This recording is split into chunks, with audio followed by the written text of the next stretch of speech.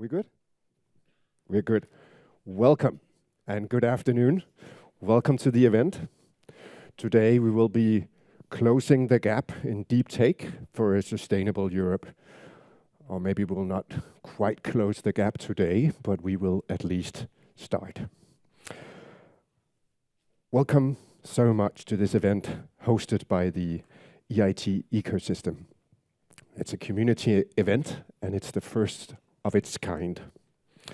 My name is Anders Hvid, and when I'm not moderating on stage, I run a small think tank based in Copenhagen, where we are scouting the future for emerging technologies.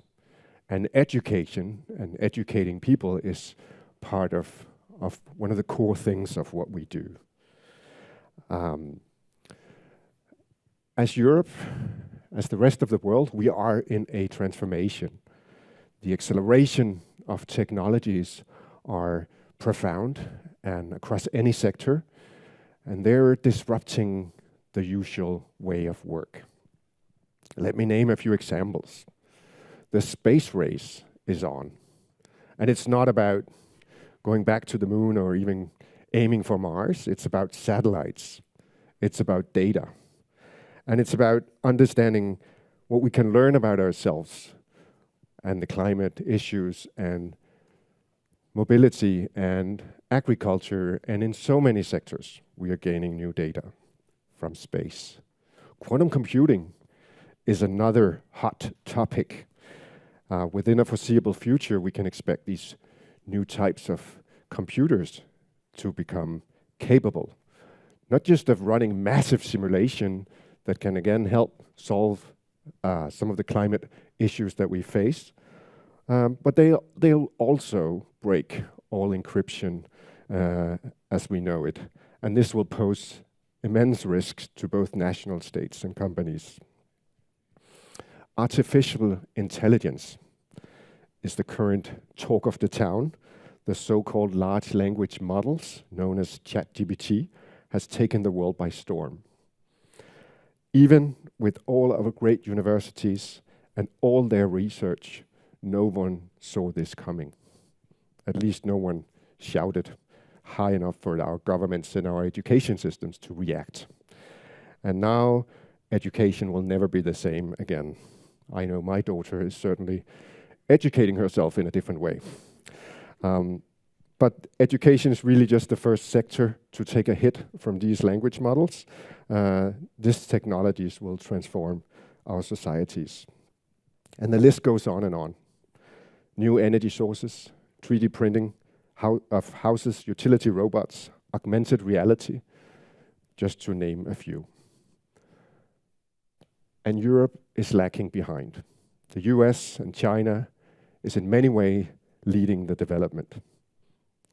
Take the space race, as I mentioned. SpaceX is firing their Falcon rockets with a payload of 22.5 tons. And they even bring the boosters back in an upright position to be reused. In Europe, the ESA is building the Spectrum rocket that is disposable and only carries 1 ton. We need to step up. And there is no single solution. There is no silver bullet for Europe to catch up with US and China. Today we are in Sweden, the beautiful city of Stockholm, and if there's one thing we learn from the Swedes, or maybe the Nordic country, it is that education works. We need to educate the European population, because not only will we need the skills to thrive in a digital world, we'll need the education to shape and mold our future in our own reflection. Technology is not neutral. Technology is shaped by the people who invent it. And this is also a reason for us to step up our game. So this is why we're here, to talk about education, upskilling, to talk about how to help Europe back in the forefront of the technological revolution. This is the first event on the EIT Deep Tech Talent Initiative.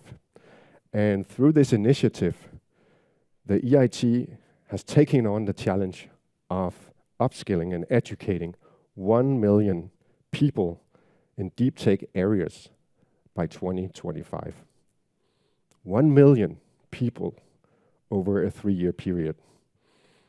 Indeed, an ambitious target. So let's get to work. I want to welcome the 100 people here in the room attending here in Stockholm, but I also want to welcome the people who are attending online. And for those attending online, on the screen you can see a chat and a Q&A. The chat is for you to have a dialogue while we are busy on stage. You can chat with each other. For those in the room, you're not allowed to do that, please note. And for the Q&A, if you use the Q&A there, you are capable of asking questions to the panel and the speakers as well. On the right hand of the screen, you should be able to see an attendees icon, and we encourage you to browse who's there with you. And if you see someone of interest, do reach out. Being online is no excuse for not networking. And for those of us who are in the room, networking is a key part of the event today. We hope you will take the opportunity to meet and greet also people you haven't met before during the breaks. Also, I'd like to mention that in the networking area where you had your lunch, there's a pledges corner. So some of the former pledges will be there in case you're interested in knowing more. And before we start, a few practicalities.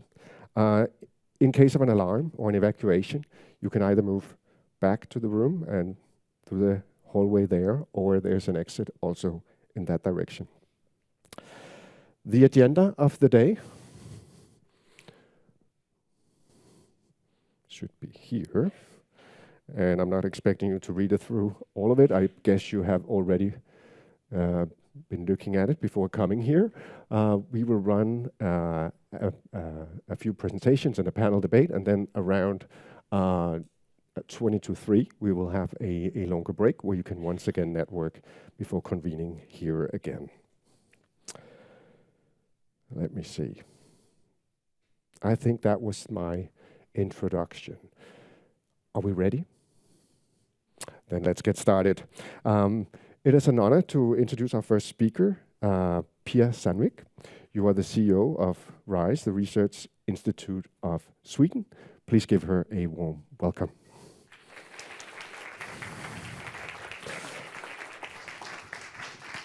Thank you, Anders, for your very welcome. And hello to everybody. I'm glad to see you all.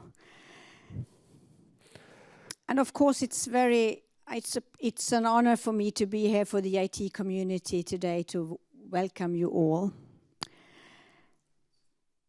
I'm the member of EIT Governing Board as well, and we have discussed this initiative quite a lot. It's an important initiative that needs to be taken. And of course, it's very good to start this initiative with an event like this, where networking is a key word or the key process to start to really launch this. And it's also organized under the auspices of the Swedish Presidency, of course, and it's, as Anders said, the first planned event. Deep tech has the power to drive innovation across the economy, the society, and this new wave of innovation is a key element at play when it comes to the areas that the presidency has prioritized for its program, including competitiveness, security, and green digital transition. And I'm convinced that today's discussions, presentations, and exchanges are bringing together a broad array of innovation ecosystem players that will contribute to the presidency priorities by new ideas and ways to collaborate, meaningful addressing these challenges through talent and skills development. When it comes to deep tech, I think we can agree that we do not need to imagine anymore how quick it can transform industries just in a flash. Anders, we're talking about ChatGPT. It clearly demonstrates that the pace of technology advancement is faster than ever, and the stakes are high for the entire continent. It's about competitiveness, sustainable growth, and the quality of jobs that European citizens may access. And collaboration is absolutely key to keeping up with this rapid pace of change. Essentially, providing an impactful platform for collaboration is the ultimate goal of the EIT Deep Tech Talent Initiative. It brings together education, training providers, business and innovators with the aims of tackling the talent shortage in deep tech and also boosting the competitiveness of Europe through this collaboration effort.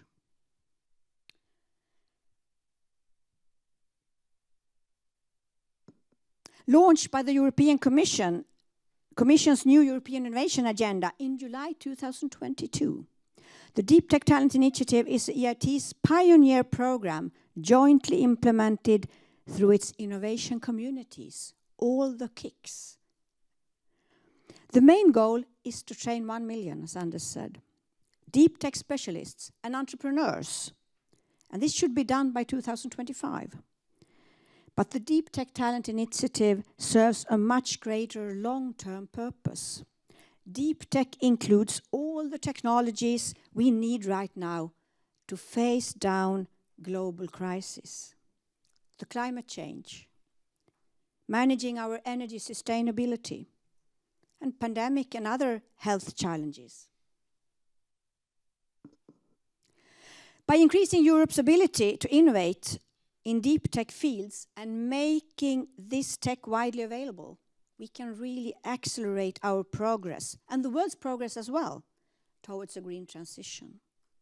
Semiconductors and quantum computing are both excellent examples of where talent competition can be quite fierce and where European companies are really asking for help. In response, in close cooperation with the European Commission, the IT community is rolling out pan-European education programs to develop and to retain a strong deep tech talent pool across all member states, directly addressing the gap that exists in the skilled labor. The EIT fosters the knowledge triangle model, which is uniting business, research, and education. But the goal isn't for EIT to be the only driver in this initiative.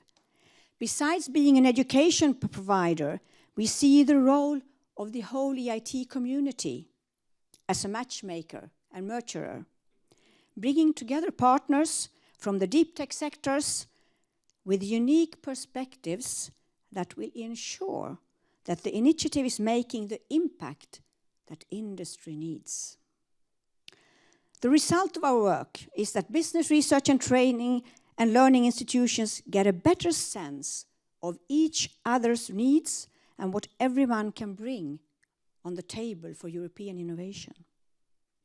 When each of them are involved in the education and the career journey of our learners, that will ensure that that gives them all the direct say in how the future of Europe will take shape. We see the relationship between these programs and partnerships that can create, endure, and thrive. And we believe that's what makes the EIT model unique. And this is exactly what the Deep Tech Talent Initiative is. It's a one-of-a-kind platform. The initiative aims at reaching talents at every stage, from high school students to professional learners and in a range of deep tech sectors. And to do this, the EIT community needs partners. This is the way to pledge the Deep Tech Talents who was launched last November. And the platform led to that the EIT community now brings together a lot of people. And the first 7 pledgers were announced on the 78th of March as part of a press conference, pledging over 500,000 talents. And this special event in Stockholm marks another important step in implementing this ambitious program of the initiative. Today is the first time that the EIT community, the pledgers of the initiative, can meet and showcase their programs, and that everyone interested in the initiative can offer their inputs, questions, and express also their interest as a person. Therefore, I encourage all of you to make use of this opportunity and find out more about the pledge and the opportunities it might offer to you and to your organization. Providing your feedback and your ideas is just as valuable, and we can count on your inputs that you can share during the discussions and the breaks, because this will really help to develop our unique platform. So thank you again for joining us today, and I wish you a great day full of fruitful meetings and exchanges. Thank you.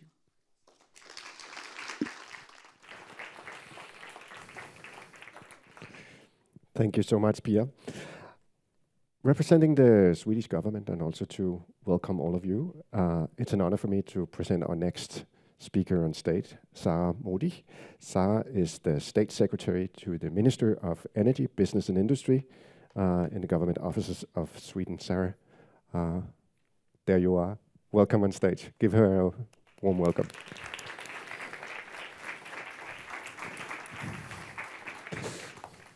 Thank you so much. Good to be here.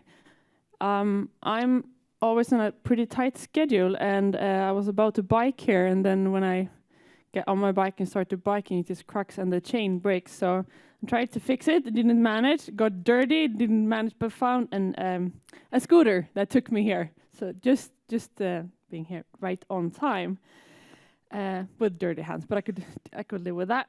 But warm welcome here. I'm delighted to welcome you to Stockholm for this first networking event under the auspices of the Swedish Presidency by the EIT and its innovation communities. Today's special event focuses on a topic that will shape and define the future of every country in Europe. What competences do we need today to be competitive in tech tomorrow? How can we make sure that the citizens of Europe possess the right tech skill set, allowing them to have high-quality jobs? The theme tallies well with Sweden's ambition under the presidency to connect the year of skills and its focus on matching skills to the needs of the labor market. During well over a century, Sweden has refined an innovation ecosystem that has taken us into a leading position in the global innovation. Sweden is thus taking innovation and deep tech very seriously. This sector is vital for tackling the many challenges we now face all around the world, from climate change and security to health and energy supply. There are innovations beacons all over Europe, enabling the region to be recognized as a global scientific powerhouse. We need to further strengthen our innovation potential to translate the good ideas and knowledges into innovation, economic activities, and productivity gains. The green and digital transition are key political priorities, obliging us to be in the forefront of advanced technological innovation. Despite the fragmentation of Europe in national borders, a strength supported and reinforced by the European Union is the ability to build networks. The younger generations are eager to live in an interconnected Europe, sharing their values and their cultural diversity. They are the vibrant heart of our old continent that is constantly reinventing itself. There is tremendous potential in the new era that awaits around the corner, but we need to do differently compared to in the 1980s when Europe allowed digital leadership to slip out of our hands. We have the opportunity to build an industry based on many brilliant deep tech companies that can contribute to future-proofing EU's industrial leadership. By harnessing all the innovative power that are now in the starting blocks of their working lives, these initiatives can turn into not only prospering deep tech industries, but also growth, more jobs, welfare, and security. The new European Innovation Agenda aims to position Europe at the forefront of the new wave of deep tech innovation and startups. The EIT Deep Tech Talent Initiative is focused on some key challenges from the agenda that we need to overcome in order to improve the situation and allow deep tech companies to thrive and scale up in Europe, thus contributing to the required level of efficiency with which we carry out the green and digital transitions. As you know, EIT has the challenging task of training 1 million talents in the deep tech area until just 2025. We are definitely on the right track, halfway there with 500,000 trainings pledged, but we can't rest on our laurels. Therefore, I am delighted to see such a broad array of organizations here today, representing innovators, startups, large companies, policymakers, training providers, and academia. And I'm confident that with the help of all of your expertise, we can get one step closer to creating sustainable growth opportunities for Europe by catering to its talents' needs. I would like to wish you an afternoon filled with fruitful discussions and the discovery of new connections and opportunities. Enjoy the event and also enjoy your time here in Stockholm. Thank you.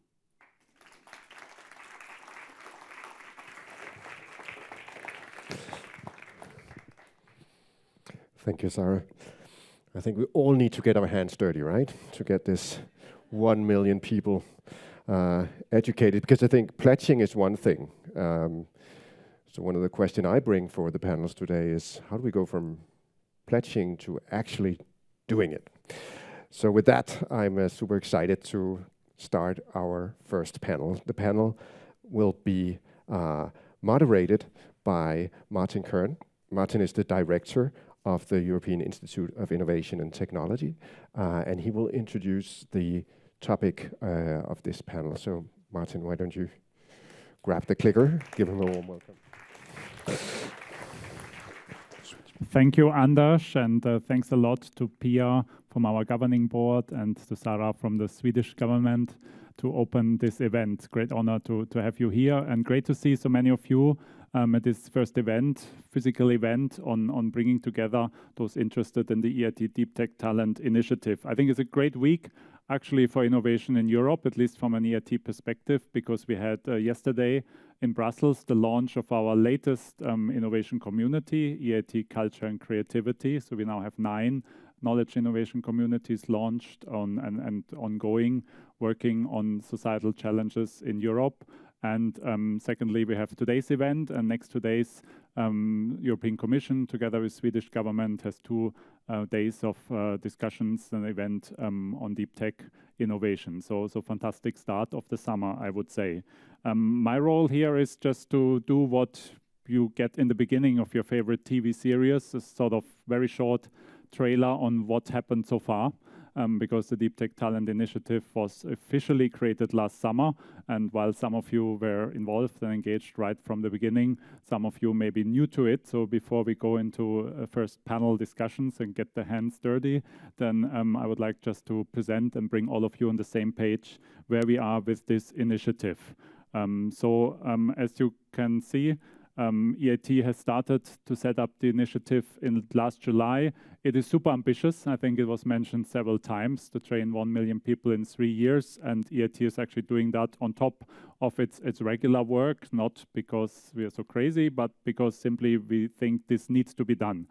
The way technology has moved ahead, I think there's simply no choice that we need to scale up things, that we need to address the skills gap. I think all of you being here probably shows that this is a valid conclusion to reach. And I think only if we mobilize not just our own ecosystem at the EIT, which is already quite large with 3,500 partners, but everyone in the deep tech field in Europe will we succeed for that. So we will offer, and we have already launched last October, a pledge at our annual summit for anyone to join, to be part of that. And we've been delighted to see such a fantastic response.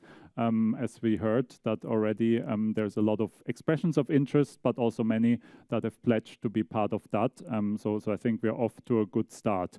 What we try to do is obviously enhance the numbers, so scale up existing training programs, because we have lots of them in Europe, fantastic ones, but often not at the scale, also obviously expensive and maybe not accessible widely enough to reach that. And no one else but EIT is well placed with our network, being Europe's largest innovation community, to find those trainings, courses, skill development programs, and bring together, scale them up, and also create, of course, new ones. And for creating new ones, we have to listen to the needs, to lead from industry, need from education system, to see what do we now need to do to really be prepared and use those new deep tech technologies for the goods, because that's what EIT is about, addressing the societal challenges. Of course, there are risks as well, but what we want to do is channel that to the good. But the first step is, of course, to understand them, to be skilled about them, and that needs to start in schools, go through the education system,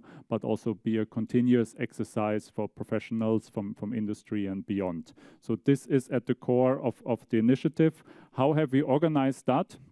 We have organized that in these 4 blocks. As you can see, first of all, very central to this are the education and training providers, existing ones, or those who want to go in that area. So we encourage everyone in this field to become part of the pledge if they don't already work on that as part of the EIT.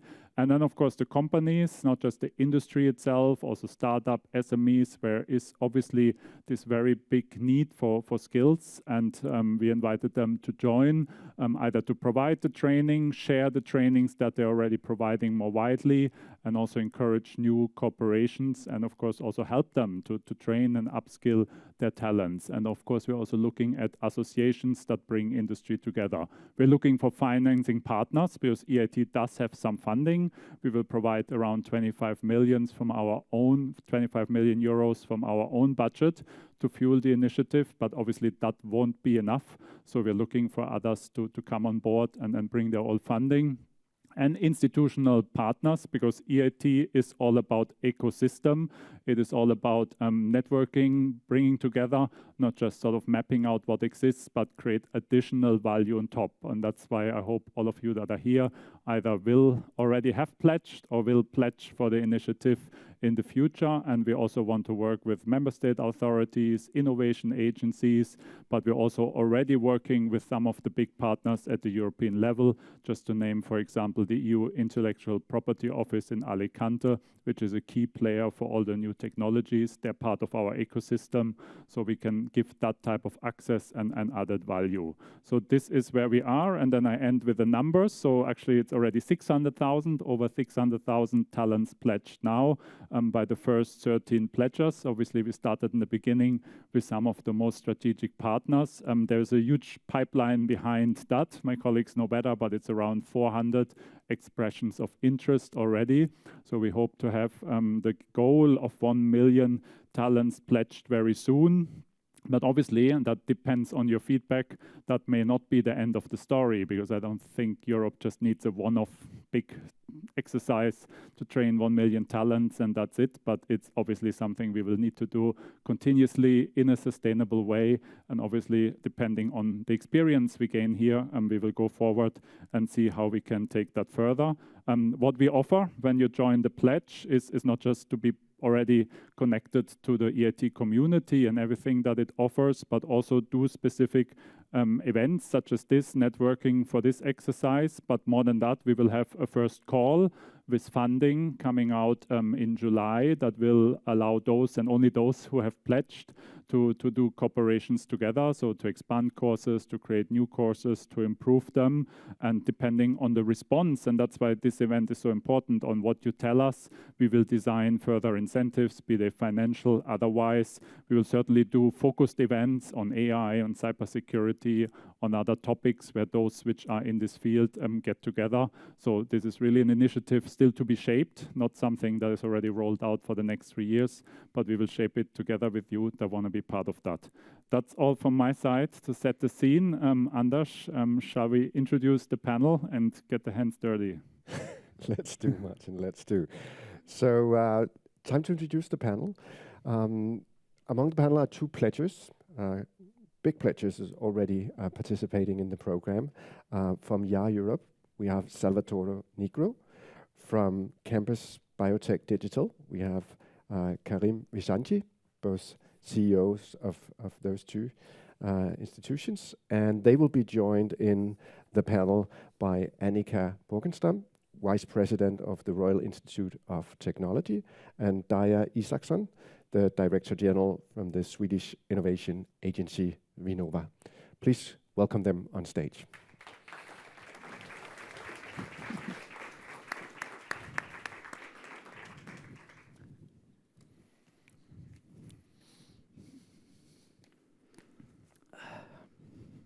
So welcome, and welcome to be ready to dive into this initiative and take the leap of faith and discuss how we can take it forward, how we can get the biggest value out of it. I have a general question to all of you to sort of break the ice, and I will start with Karim. First of all, to share his own experience, where from your personal perspective, from what you have done, maybe briefly introduce that, you see the biggest gap in deep tech skills and education in your area. So thank you very much for giving me this the opportunity to talk about how to close the skills gap in biotechnology and biomanufacturing for a sovereignty in Europe. I think this is an important topic. I just want to tell you what biomanufacturing and biotherapies means, but I'm sure that the vast majority of you knows about what I'm talking about. I'm sure that you got your COVID vaccine shot recently. So this is what I'm talking about. It's drugs coming from microorganisms and living cells that we want to grow in order to address specific need. So this is the biotherapies. What happened today? What happened is that we are among the top 10 or top 5 even in terms of research, in terms of developing a lot of papers around oncology, infectious disease, rare disease, but at the end, also to develop patents, but at the end, we don't create value. And we are importing 70 to 80% of those drugs from US and China. So what happened here? Knowing the fact that those products will be prescribed at 50 to 60% in the years coming, it means that there is an issue of sovereignty and mastering our own destiny here in terms of accessibility. So this is the topic that we want to address here in order to develop the biotechnologies and biomanufacturing skill set. Thank you. Annika, you want to go next? Yes, thank you, and thank you for inviting me and representing KTH here today. So looking at then the biggest gap from our perspective coming from academia, the education at KTH, it's organized in programs, different educational programs, and we are perhaps not so flexible always in order to adjust, in order to bridge the gap. But one should realize that it's always possible for students to take different courses, and so that could be, as I discussed with Darja just before here, in modules, for instance. And one can also reflect and think about if those programs that we have, if they also should be more adapted to the needs for the knowledge and the applications, and that should be probably more clear in our programs. We also have a lot of project courses that are directly related to deep tech skills. So that is not a gap, but it is a challenge to get real, authentic examples for the students to work with. So that is something that, yeah, I think we all could help with. And another area where we can see gaps, which is not exactly in the core business for KTH, it is within philosophy and ethics, which we think in order for our future engineers to have a better understanding for how the society will be affected by new technologies, that would be good for them to have. Thank you, Annika. Let's go to Salvatore, because I guess like EIT, he sees those gaps on the ground all over Europe with JA Europe, right? Thank you, Martin. Can you repeat the question? Where you see the biggest gaps from your own experience from JA Europe in the deep tech area? Thank you, Martin. Field development. Can you repeat the question? Talking about a gap. Yeah. Well, we had a gap. That's true. In Europe, we had a gap about deep tech. When we launched the initiatives, Deep Tech Talent, we realized, well, we do have a gap in Europe. We need to bring together association, organization, private sector, educational institutions to close that gap. The issue is that since we launched the initiative, there's been a canyon, not anymore a gap in Europe. A couple of months ago, there was a big announcement about generative AI and ChatGPT. And all of a sudden we say, oh, wow. And then 2 months later, they opened the API. So everybody started developing new things and linking it up. A canyon. So I say at JA Europe, well, we commit 390,000 people to the deep tech. And I say, well, I'm feeling shorts now already. Oh my God, we're feeling shorts. Because it's coming a deep tech quake out there. And if we are not able to address the root causes, which is who is going to work in deep tech? It's not only those ones who are going to work for deep tech sector. Everybody of us will work with it. Everybody of us will work with it. So, are we on the right track? Yes, because we know how to build the bridges. At JA, we did it for 104 years already. And every year we impact 15 million young people across the globe, 6.6 in Europe. But when you're a leader, you also know that to maintain your leadership positions, you need to anticipate the challenges that are coming to the future. And that's why I'm so proud to have made this pledge with the EIT, because we are anticipating that rather than continue having this canyon, it at least becomes back to a gap, and let's see if we can close it down.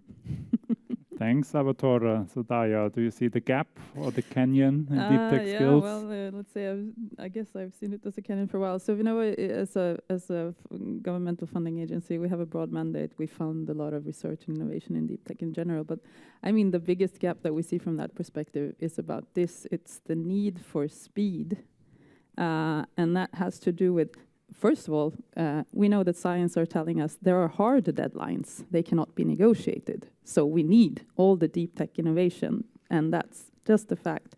And the second thing is we have an educational system then, because we're going to need a lot of deep tech. As you say, everyone will be working with deep tech, and everyone is needed to direct it.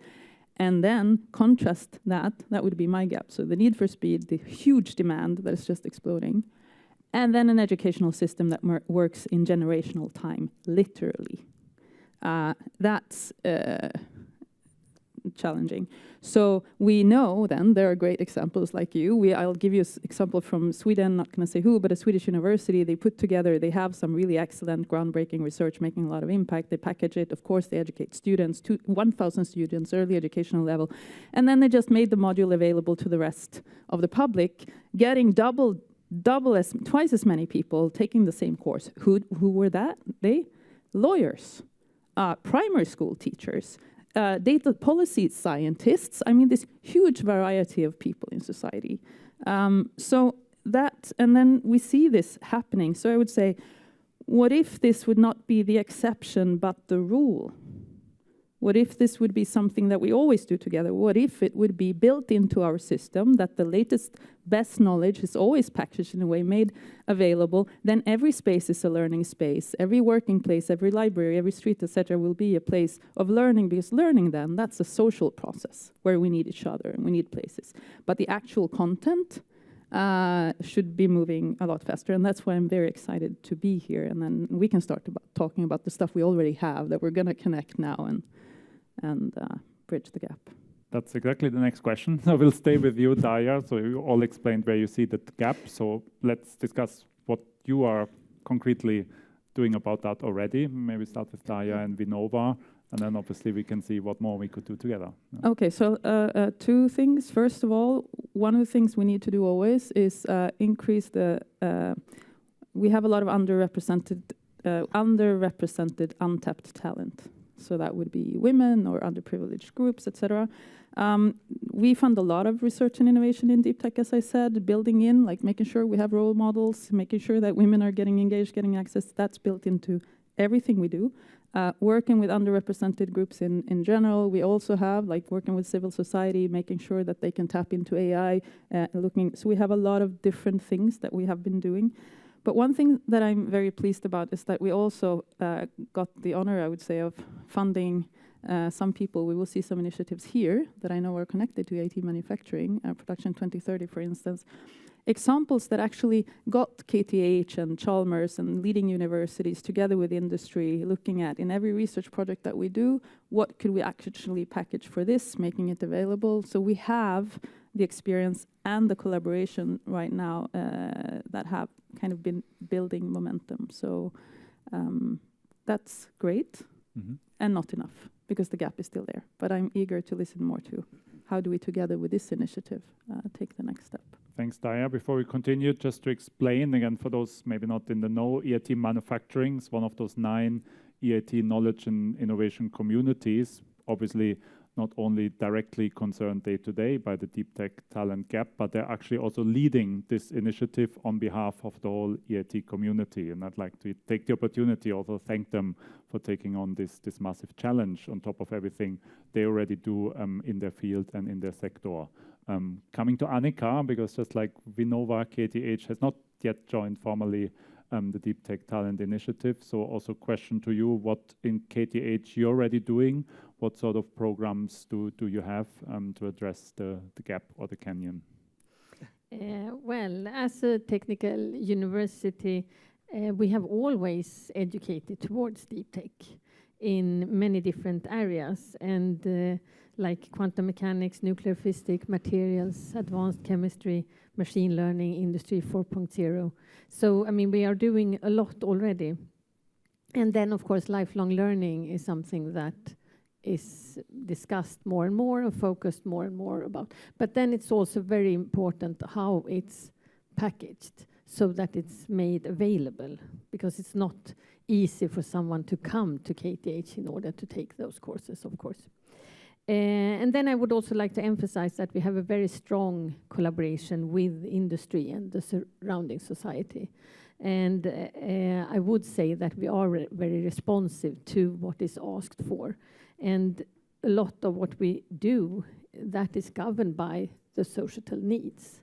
And then we transform it into like research. But then one should also realize then that when I talk about research, then the research and education, they must really come together. We cannot do just one of them.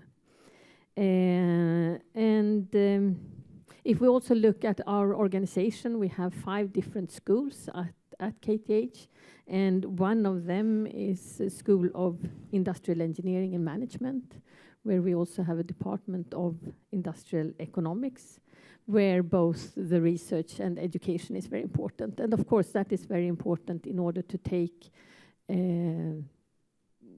what has come out in other areas into businesses. And then I would also like to mention that we have KTH Innovation, where students and researchers at KTH can get support in order to develop new ideas and make research into commercial business. And KTH Innovation is also involved in different types of courses in relation to innovations. So that is part of what we are doing. We are doing much more, of course. Thanks a lot for that summary. So let's come for those who already joined and pledged to the initiative with Campus Biotech and J Europe.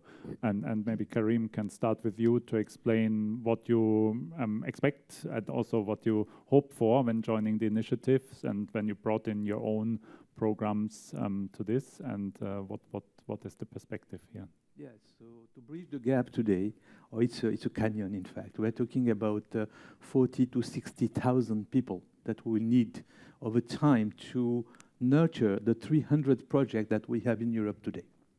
So this is the issue. The challenge is that the challenge is complex. The complexity is coming from the bioprocesses value chain. This requires many skill sets.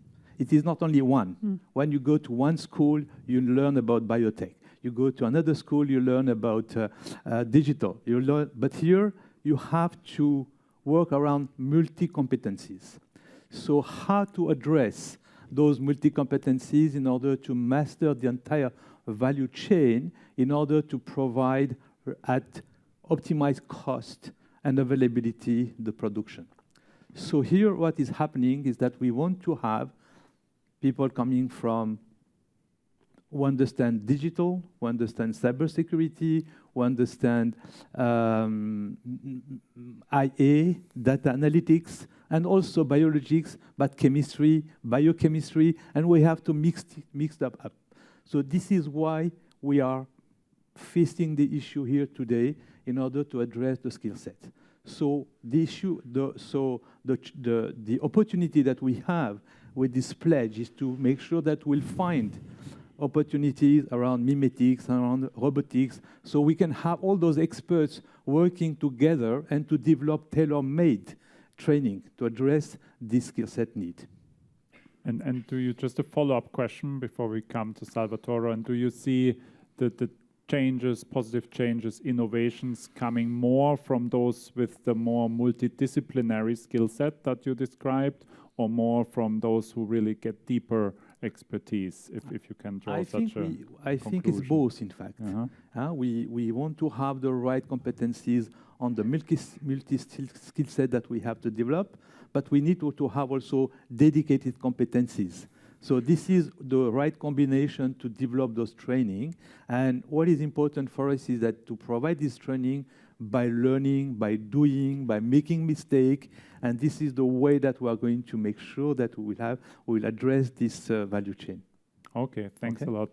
You want to comment on that? Yeah, can I comment on that? Yeah, because sure, that takes me... Yeah, so, and I think this is super important. Like, what kind of research and innovation environments do we need more of in Europe? And I think what you're talking is an extremely important point. And then we have another set of programs. But I think to that point, like if you're seeing an opportunity now for some advanced therapeutics, let's say, and we can do this, and then you know that the cost needs to go down to 1% of the current cost, you're going to need all these kind of interdisciplinary competencies to make that kind of, and that's a real challenge and an opportunity. And I would just recognize everything you're saying, and we have similar opportunities in other fields. But we need to, and that has to do with academia, that kind of collaboration to build those strong environments and to have them being an educational resource is really important.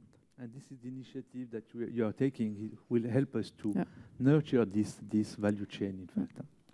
And that's what we're aiming for with our biggest innovation program, Impact Innovation. Thanks a lot for that follow-up. And Salvatore, so to you, I mean, what are the programs you brought into the pledge and the thinking behind? And as you already said, that maybe even that thinking has evolved since you pledged a few months ago in March. You can already... It is, and actually what they just mentioned actually is something also that's one of the initiatives that we do as part of the pledge. So we started a couple of years ago a pre-accelerator in Bulgaria, where we got young people who were studying medicine, wanted to become doctors, young people who studied business, wanted to become managers, and young people who studied IT. And we put them together into a pre-accelerator. And it was so successful that then we say, oh, wow, then we have great digital health products that are coming up for people from business, IT, and medicine all together. So we say, oh, let's replicate this. And we also created a pre-accelerator in Cyprus, and then we created another one in Latvia. And then we say, is that enough? Because we're still working country by country. Then all of a sudden we say, let's cross-connect. So now what is the next phase is we're going to get the best of medicine from Bulgaria with the best of IT from Latvia and the best of management from Cyprus and create a pan-European pre-accelerator where these young people can virtually combine and generate ideas. Now, what kind of ideas they are going to bring it in deep tech? So last week, we opened up our virtual expo of Jenny. Jenny for us is the generation of Europeans who believe in the importance of entrepreneurship, education, and employment, no matter if you are baby boomers, no matter if you are millennial, no matter if you are Generation Z. You're all part of Jenny. And we had 500 mini companies that put up their stands. So I went in the virtual, and I went to Georgia, not Georgia, US, Georgia, Europe. So I connected. There was a beautiful stand, virtual, created by these young people, 16 years old. I said, let me make a video call here. Let's see who show up. And they showed up in a remote school in Georgia, 16 years old, 2 young men and 2 young women. I say, what is this about? What do you guys have created? This. And they show me a gloves. 2 gloves. They were putting gloves there. I said, well, that's gloves. What is it? Oh, we equipped it with artificial intelligence sensors for people who have hearing impairments. And you see, as soon as we move, and I were moving with language signs, it was automatically translating it into the screen behind them. Not only, they were also telling me, where are you from? And I said, I'm Italian. Oh, they translated into Italian already. 16 years old. In remote Georgia, we've connected to a virtual expo in order for them to showcase what they're able to. So this is just, in a nutshell, few things. Then, of course, there is robotics. There are things about generative AI. There are things that we are doing it in machine learning. So we're doing in cybersecurity. We're doing with Girls Go Circular also one other program of EIT. Imagine this, young women to become entrepreneurs in the circular economy applying deep tech. I mean, you check so many boxes on this, so many boxes that we all would like to partner with. Can we do this alone? No. So yes, we impact 6 million young people across Europe, but we realize that we are not a tech companies. So we need to partner. And this is why we partner, for instance, with Intel. And they have a fantastic program called AI for Youth. We have a program which is called the Company Program, in which I also see where is Vanessa from Abodo, another great company out there that went through this program. They create a company, and we also included the AI for Youth of Intel. And this is a win-win. We do not have to believe that we know it all, but there are many other partners. I wish there would be many other companies like Intel when talking about need for speed, but that's the first one who have jumped with us on this. So 390,000 is a very big. We'll do it through short initiative that sparks the interest of young people about deep tech, to initiative that will prepare them, and initiative that will help them to succeed with micro-credential, with certification. But where it all starts, and this is why we're so strong in schools. It all starts because we can have many of those panels, right? But we need to talk to the next generations.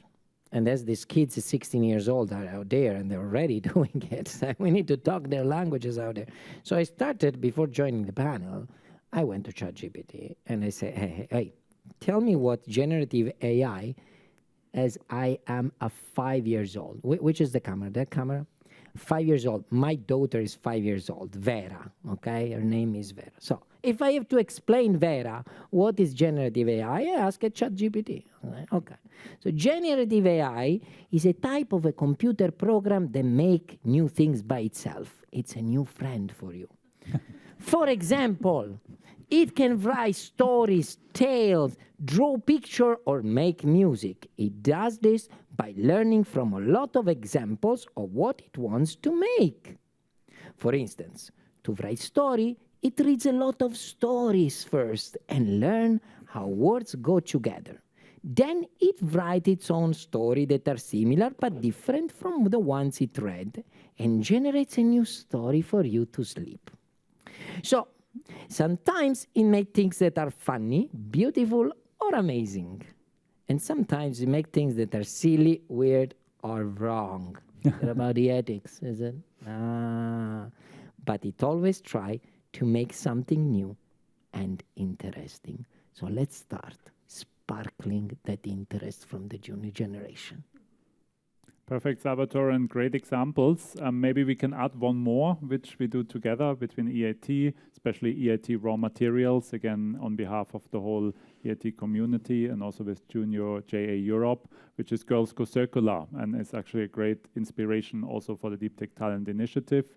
This is a program which started in a limited number of countries to support women in school, young women at school age, to get digital skills, to get circular economy skills, obviously in the context of digital and green transformation that we're in. Now, this program got so successful, and it's also an online platform, but actually teaching in schools as well, so working with schools on the ground, and there JA Europe was fundamental to open up their network for us, that now we have translated this in all the EU languages. It even goes beyond. It's also in Ukrainian, for example, so it can be accessed by young women from Ukraine who are displaced across Europe, and already trained close to 40,000 girls. I think that's the target This is by the end such an of the important year. process, So as I it's said. an example of It what you can do checks so together. many boxes, Yeah. you know, on empowerment, on circular economy, on digital. And as you said, we are also doing this in Ukraine. It's quite difficult these days, but we are still doing it in Lviv, in Chernivtsi. While we're talking, we have schools out there that are doing it. Yeah. So that's an initiative anyone could immediately support and join. But of course, there are many others we can create together. And that comes to the last round of questions before we also open up, of course, for Q&A. So I'm very interested to find out from the panel where they see the further potential, taking it for granted that we will train the 1 million talents by the end of 25. What other milestones can we achieve? What other things we could do together?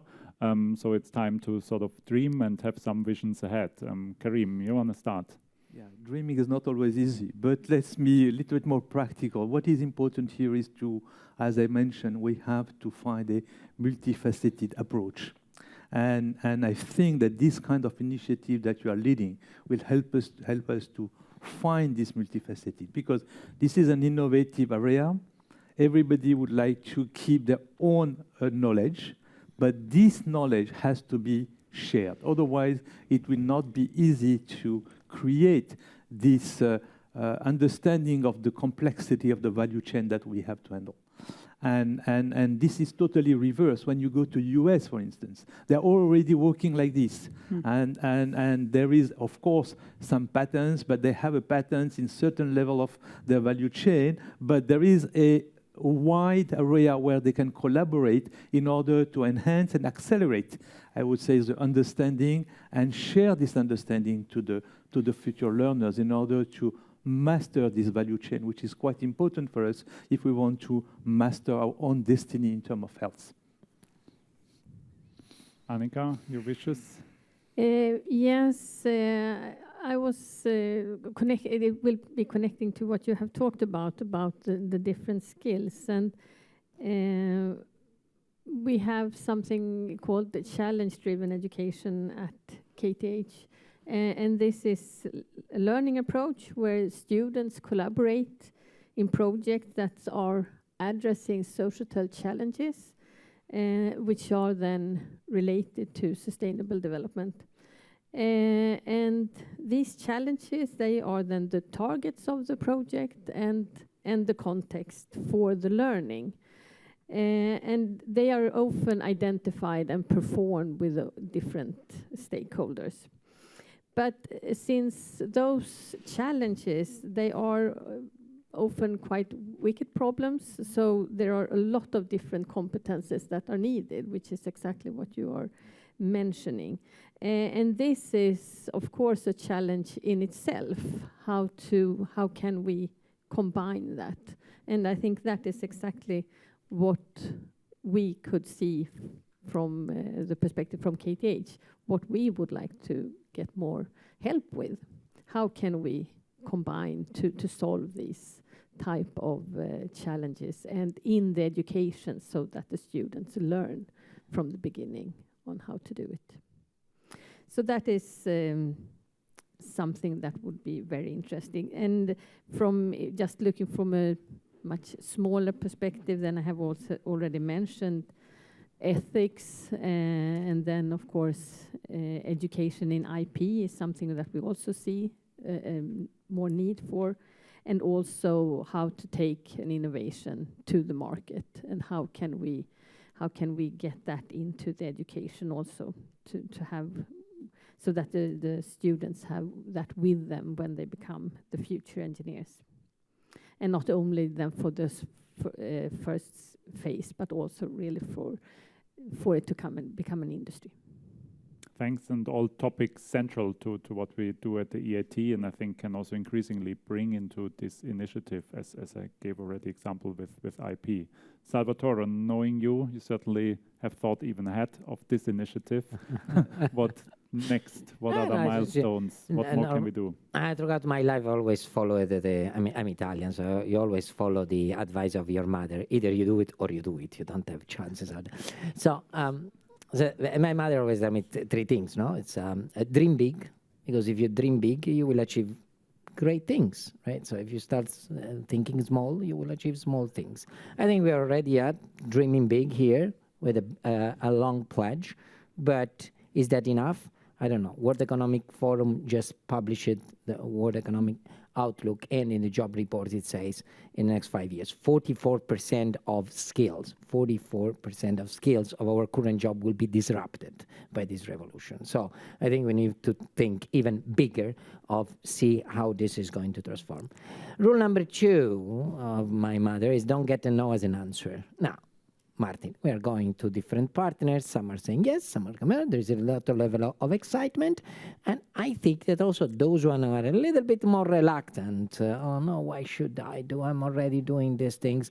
We should not take that no as an answer. This is an exciting initiative that we put together with that EIT has launched, and I think more and more companies, organizations should join.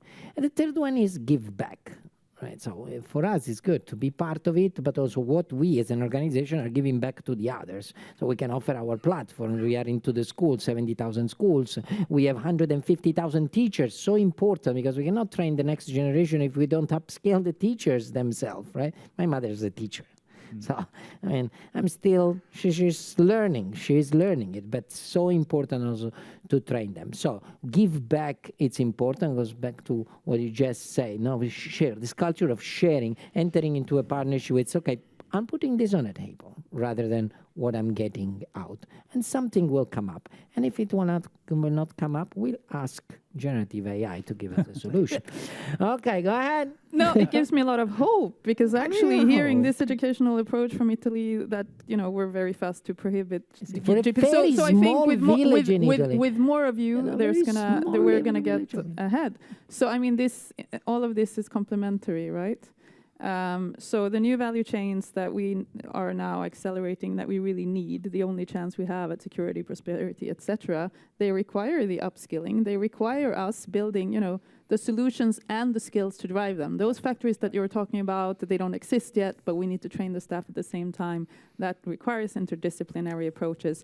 And we can't have the people for that unless we have these kids with these early formative experiences that you're already creating, because this is super exciting and I think I speak for many, like, yes, why am I here? It started in a lab in the 90s with a dad who was like your mom, like, you can study anything you want, science or technology, and here's the lab. That's cool. So creating those opportunities. So what these things have in common, the need for interdisciplinarity, I think, from everything, the need for experimentation, and absolutely for the pay it forward thing. And then that requires a shift. And I appreciate, Karim, that you also highlighted, look, in the US, a lot of this stuff is already normal. It is a win-win. This is how we grow the cake. It's not a threat. It's not like I will suffer in my academic corner. This is how we actually become successful together. So I guess we should just run with it. And then, of course, I feel check on we're funding this type of thing.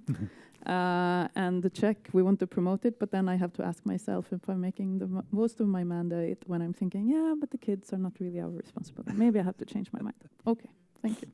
Thanks, Diane. It's important to hear that from you, because Sweden not just been thinking, dreaming big on innovation, but actually been delivering big, including one of the biggest success stories from EIT, like Northvolt. So actually there's a lot of experience here, how to do that, how to create an innovation ecosystem that delivers big. And I think that's the other part that I should have represented better, maybe, because here's building the kind of manufacturing for the future, here's building the talent pool, right? In terms of the upskilling, so all the multinationals that are out there that are really changing a lot now, they also need to do even more with the people they already have. And that's why I appreciate the examples that I hope you'll hear more about later, like the Civil Engineer 4.0, there's a learning lab. So here are multinationals working with academia, taking the research results into actual upskilling practice, and that should be mainstreamed. So that's the other component. Like that has to be a mainstream behavior in industry, academia collaboration. You will certainly hear more about that, because I know Johan from Chalmers, who will chair the next panel later on, will certainly present some of those examples. Thanks to the panel, but we're not done yet. I'll ask actually Anders to help me and see if there are any questions here from the audience or online. Hopefully you found this first round of discussions inspiring. Anders. Thank you, Martin. So now it's your opportunity to ask questions for the panel, and that also goes for those of you who are online. You just write in the Q&A, and we'll announce your questions here in the room. We have two questions first.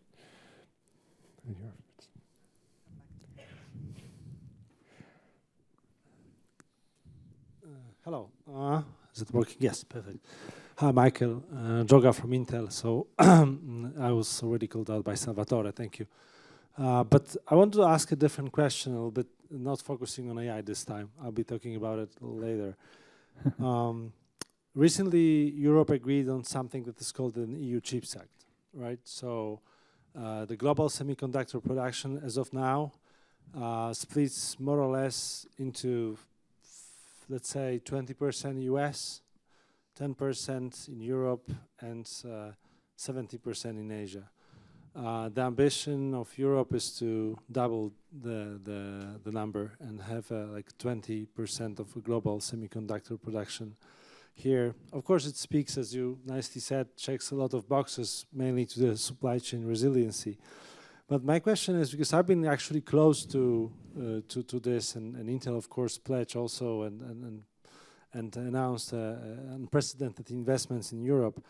How can we create this kind of value chain system that, after such a legislation or the directive like EU Chips Act, and after such commitments from companies like Intel, there is this link between the future need and current education? Because for us, the biggest challenge in Europe, and maybe it's for you, Daria, the question also partly, is, we know we're going to need a lot of people in semiconductors in 3 to 5 years from now, right? And because it's like a set process, right? 2 years site selection, 2 years building the fab, 1 year equipping the fab. So 5 years from now, 3 years from now, we will need a lot of engineers, which is a part of a deep tech, right? Because semiconductors is one of the fields.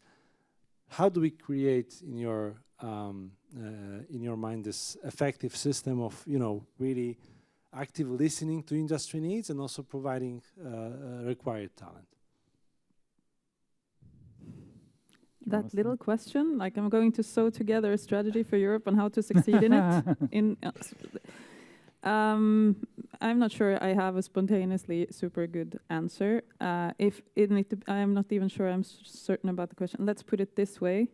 If I look at the CHIPS Act from a Swedish perspective, we understand and we know that we can contribute considerable critical knowledge and innovation capacity, but there is no chance that we are even near enough. Like the puzzle has to be laid out. So I guess the first response would be this. We have a strategy in Sweden related to this, looking at Pia, thanking her for that. But it's like looking at the whole picture and then admitting we need each other and be willing to like put resources into building something together. So that requires this kind of win-win thing. Then if you start thinking about what do we really need, and I'm not sure, I'm on a... So looking then at what core capabilities and knowledge do we need? And I'm seeing like, what are the opportunities now? What's going to happen with RISC-V, for instance, and all of this in terms of just enabling a lot of new innovation. So putting that into the 16-year-olds' minds and understanding, like what should they be tinkering with already to make the most out of this? That would be another question that we might not be looking at as seriously, but I think that could be helpful. But if that's, and then serious investments will be needed. So here is also from a personal national perspective, if we're looking at it, Sweden is already a big, puts a lot of input into research and innovation, 3.3 to 3.8%, it varies a bit of GDP, 70% of which comes from industry. But seriously, I mean, Israel, South Korea, 5% of GDP, Finland put into law 4% of GDP just now. I mean, we also have to be honest about Europe needs all of Europe, but the ones who are telling themselves we can contribute will also need to take responsibility in providing resources in terms of tech infrastructure, in terms of knowledge production. I would maybe only add, wouldn't have an answer either on the semiconductor sector, but see what has been done in other areas in Europe to face similar challenges. Example of batteries, European Battery Alliance, which is exactly a platform bringing together the policy makers, bringing together the industry, the new companies, the unicorns, the Northvolt and others. And that's actually coordinated by one of the EIT communities, EIT InnoEnergy. And one of the more recent add-ons has been a European Battery Alliance Academy. So also to deal with the skills dimension. So if you have everyone around the table, and maybe for semiconductors, even this initiative can offer some room for discussion, then that's at least a good start to think what sort of structure may be suitable to address that challenge. More questions, I'm sure we have. Yes. Yeah? We have. Hi, my name is Min from Generation. Thanks for the panel. Often we think about, or we talk about tech education, we think about young or younger learners. But Europe, unfortunately, is an aging continent, and we have a lot of people over 45 that needs reskilling, skilling, upskilling. I'm curious what thoughts you might have in terms of providing incentive or shaping the incentive structure, but also the educational offerings that would be adapted to their needs and where they are in life right now. You were looking at Daya, so maybe the question was again addressed to her, or we'll pass it on. Yeah, but I'll give you my spontaneous answer, and then that's also why I was saying, like, if you look at the, sorry for repeating myself, but I'll give you a few more words on the example. So the industrial learning lab now between ABB, Saab, Ericsson, KTH, Chalmers, a couple of others, have exactly this goal in mind in terms of there's a lot of well-educated people in their organizations, but they also need to access new knowledge from research much, much faster. So that's actually a collaboration built for that, and as soon as it's proven its worth in like a year, I hope we can scale it even more. So that's one part, like serious collaboration, industry, academia, for upskilling. But then, of course, also the other example I just gave from Sweden in terms of here's a fairly introductory course, but it's relevant for so many more than students. And if you just make sure that the opportunities are there, you don't have to design exactly for who. You will get a wide variety of people taking their opportunities. In Sweden, there is a collaborative approach also to who is going to pay for it. And I think we got pretty far ahead, but then if you don't have that in every country, I guess the message would be who needs to pay for it? Everyone. Unions telling their members, oh, we negotiated for you, you have 5 days a year. They're lying. That's not going to be enough. Individuals need to invest. Companies not investing in upskilling their people are going to lose out as well. So you need to find those kind of win-win approaches. But of course, nation level has a lot of opportunity to stimulate it and make it happen. All right, we have just a little time left. We have one more question from the room and then one from online. But if we start with your question. Hey, thank you for the discussion. I'm Eleonora and I'm representing academia, and I would like to add up maybe to the previous question but address it more to Annika. We all heard a lot and we know that we need to speed up, we need these talents today, we need to educate them today, but in academia everything is happening quite slow. From the moment when we got the idea about some course or like new course, I'm not even talking about new program for master's students and for bachelors, it will take years before we will actually, these people will graduate. Is there any solutions within universities for that, some kind of a speed track for the most need programs or courses? Then if you mean then for people that are older than already in industry, or do you mean for younger people? Both. I was mostly addressing the academia, actually the students. The students, because I think it's difficult to like have a fast track. Of course, there are different levels for the programs, but I mean, if you are going to have a degree, that will take a certain time with all the courses, and it's not only then courses that you can give digitally. You should also remember that you need often a lot of practical parts. But just to add then, if you think we have, for instance, one example that has been developed together with Scania with a education package, and then the people at Scania, they can choose for themselves. They can start this education program, and then they can stop when they find that now this was enough for me, and then you can continue. So you can choose yourself how much time you want to invest, and then how much you will get back. Okay. I wanted to ask what is happening before people actually coming to the course.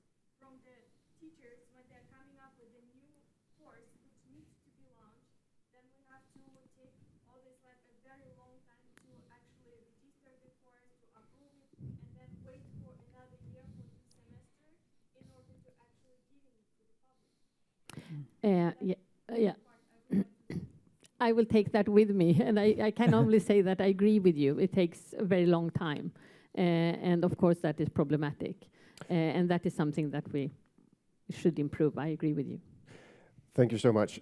The need for speed, I guess, is your word, Daya. I think that is definitely an element, especially within our current systems. Thank you so much. Give the panel a big hand.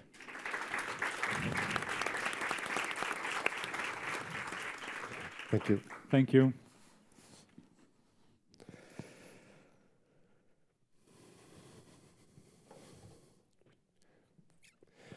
So, before we break for coffee, we will look at the potential of educating more tech talent in Europe. And one industry that would undoubtedly benefit from more tech talents is the startup scene.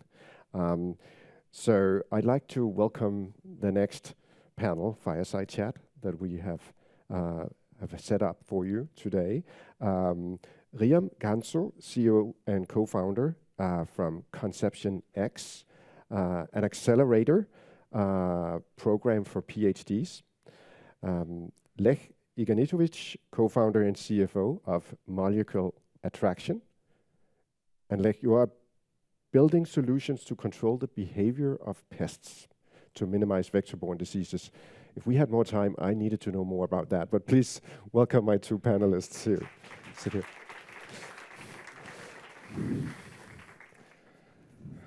So welcome, both of you. Hello. Any reflections from the first panel? just to get started? Where do we start? Where do we start? Ria, you go first. Oh, thanks. I think just highlighting how much deep tech, aside, in addition to other types of technology, especially needs a collaborative approach between research institutions, governments, investors, and coordinating a large number of initiatives and people is always more complicated than 2 or 3 people doing it. So, just looking at the scale and what we need to achieve, I think it's interesting. There are also challenges and lots of opportunities. That's my generic take from the panel. I can speak for a very long time about the things from the last panel, but if we want to be sustainable, right, and create those deep tech jobs, I think we're forgetting that 95% of the economy is not IT. And also most of the jobs which we need at Molecular Attraction or other startups are not PhD engineers. I need regulatory specialists. I need people who know how to rear mosquitoes, better patent attorneys, lawyers who understand the difference between a sequence of one type and the other. So the picks and shovels, rather than only the people who are doing the very specific, AI. And that is the paradox, right? That as Karim mentioned in our last panel, we are in Europe actually ahead on the research and the patents and the deep science, but we seem to have an issue creating value from that science. Is that part of it, or? Yeah, it's not only talents. I think the mic is off. Oh, yeah. It's not only talents. Thank God in Sweden we have IP law, which allows all the researchers to retain 100% of the IP. So that's actually making a tremendous difference. I'm originally Polish, so in Poland there's 40 times less patents being granted by EPO per capita than in Sweden, although theoretically the funding is very similar. And I think it's due to the fact that actually the people who are going to build those companies, products and so on, and the ones which are discovering them, they own it. So part of the question is like, okay, we train the talent, but what do they get out of this aside from having a new skill set? So I think this is one. And second, well, US and China, they understand that it takes hundreds of people to push a product, and maybe few of them are actually scientists or researchers. So F1 team has 2 drivers, and Mercedes, I think last year had 1,100 employees for their F1 team. So it only shows you that you actually need a gazillion, jobs to support those innovations. And without this, you're going to have brilliant ideas. They're going to get published and die. So multidisciplinary seems to be a key word here in accelerating the knowledge creation from all this science. From your work, in your organization, in Conception X, you work with PhDs, and I believe they are very narrow in their knowledge. How do you help them broaden their perspective when scaling their businesses? So Conception X is a UK-based organization, and just following from what Les said, and in the UK, it's worse than that. Each university has its own policy with respect to IP and ownership, so they're not even similar. There's no cross-UK policy, so I think 30% of my job is dealing with the tech transfer offices of different universities, which is fun. But I think just taking a step back, what we do is in our model, the university itself is the incubator. So we recruit PhD students who are working on a thesis in deep technology, and we use that time and resource and their university labs to not just write a PhD thesis, but also build a deep tech startup. So it's an exercise in public sector innovation. And to answer your question, they are kind of the tech talent that is required, but we have to overlay that with different parts of the community who will build teams with them. So we bring in people from the business schools who are looking to set up companies now because deep tech is trendy, so there's no shortage of that, but also people from industry, industry who will act as reference clients to these startups, and then the investor community. So it's almost like the center is the university, which is where the IP lays in these deep tech companies, and then we overlay that nationally with all of that infrastructure.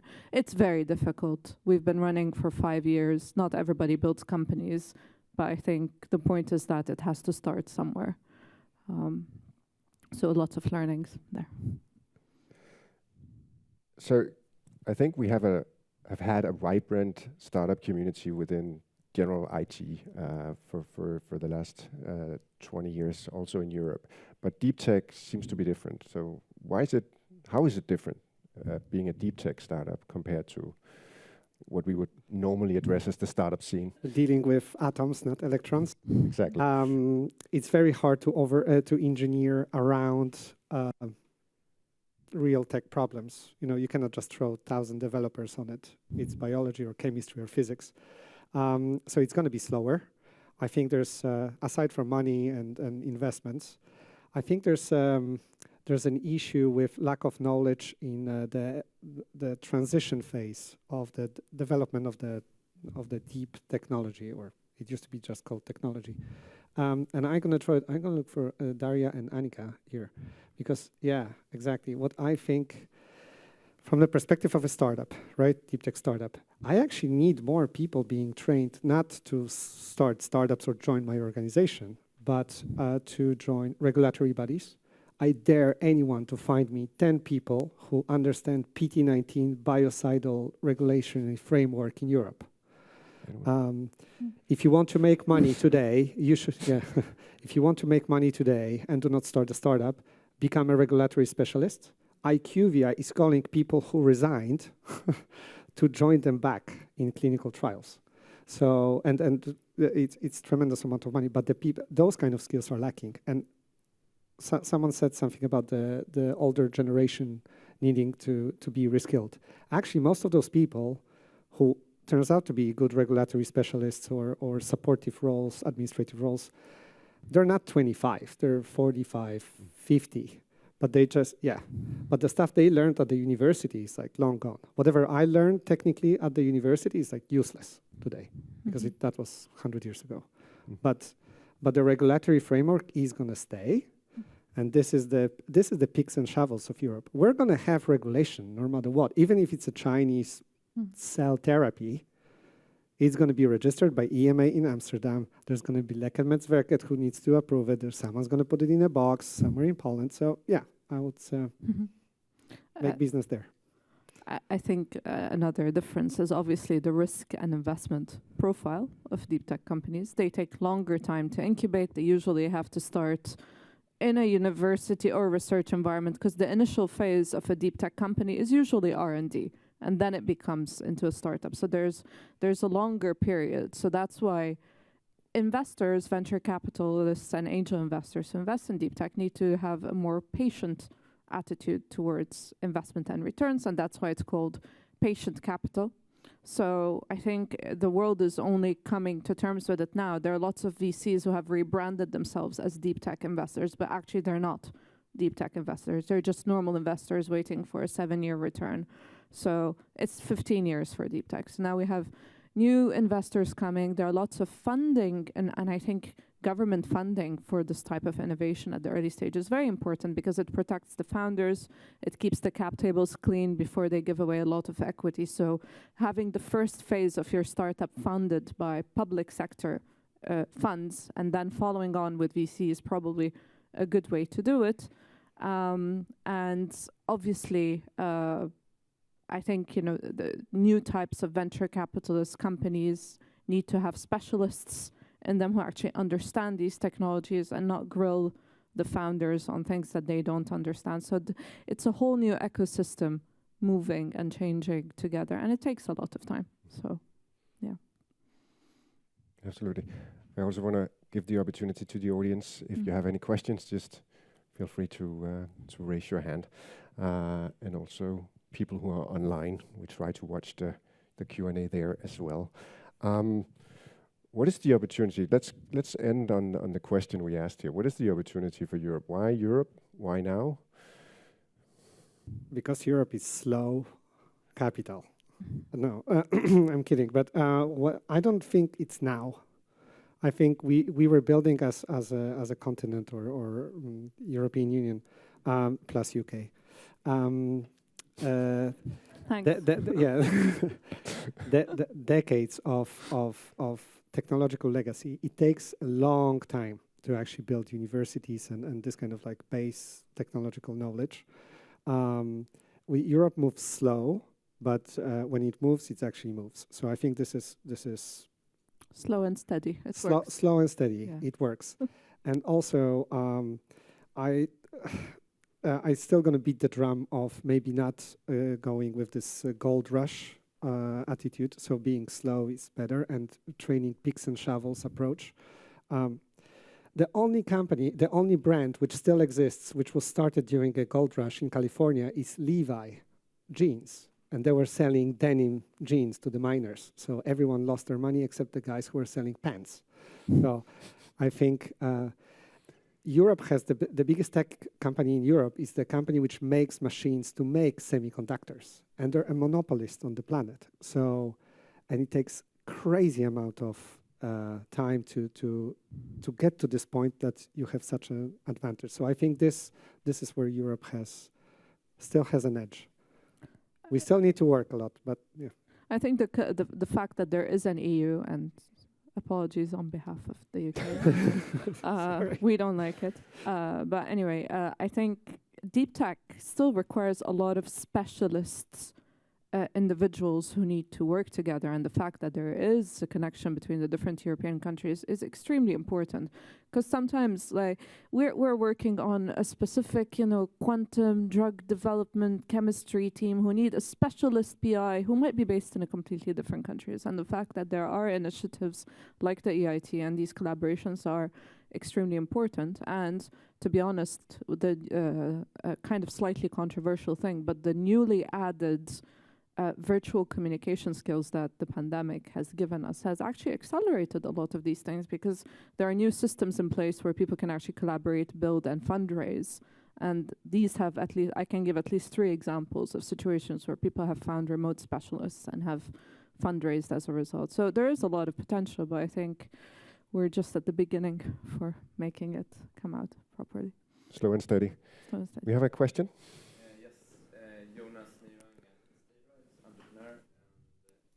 A little bit deep tech, and I just wanted to raise I found it really interesting about the academic part of actually developing something in university, having skin in the game. I think that's really important. If you're going to drive a deep tech company, you need to have skin in the game, because it's a long period of time you're developing your solution. And there you need also skills like storytelling, actually driving the business forward. And telling the story over and over again. Yeah. Just to comment on that sort of skill is also important, not just a scientific skill. I think we have already one exited company in ConceptionX, and it's a quantum drug discovery company. And I would say that 70% of the value we gave them is just communicating what they're doing, and like the science was there, right? But like you have to tell your story to investors to fund you. You have to tell your story to the government funding organizations to do that, and that takes much more time than needed. So you're absolutely right. I think getting out of the lab and telling your story is number one. I guess that's a training element in itself, working in deep tech. It's a mental reframing and the training and the philosophy and everything. All right. In just a second, we have representatives from government and academia and corporations here. So in just a second, I'll ask you if you could send them a message today representing the startup community. What would that be? But before you do that, we have one last question. So you can think about your statement. So let's have a question here. Yes, Alexandra Kempinska, Chalmers Industry Technique. Sorry to interrupt your blow message. No. But from my perspective, working in entrepreneurial education, just like Riem, I feel there is still quite a lot to do in the area.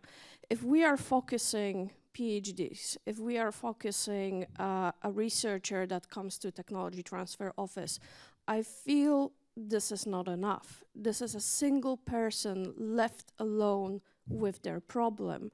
We need to start approaching groups of researchers. We need to have this systematic change of mindset of the researchers working in academia.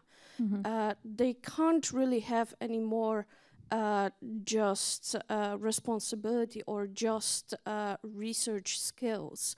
They need to have management skills. They need to have at least some little knowledge about how to bring technology outside academia. And it can't be just one person driving it, because if a PhD comes to a research group and it doesn't have a support in that research group, he's never going to come out from there. Yeah. It takes a lot of personal, I would say, build up courage and strength to take those people out of their system. So if we could have this holistic approach, I think we would be more and more ready to work with deep techs and have more talents coming into the pool. Yeah, I mean, you're right.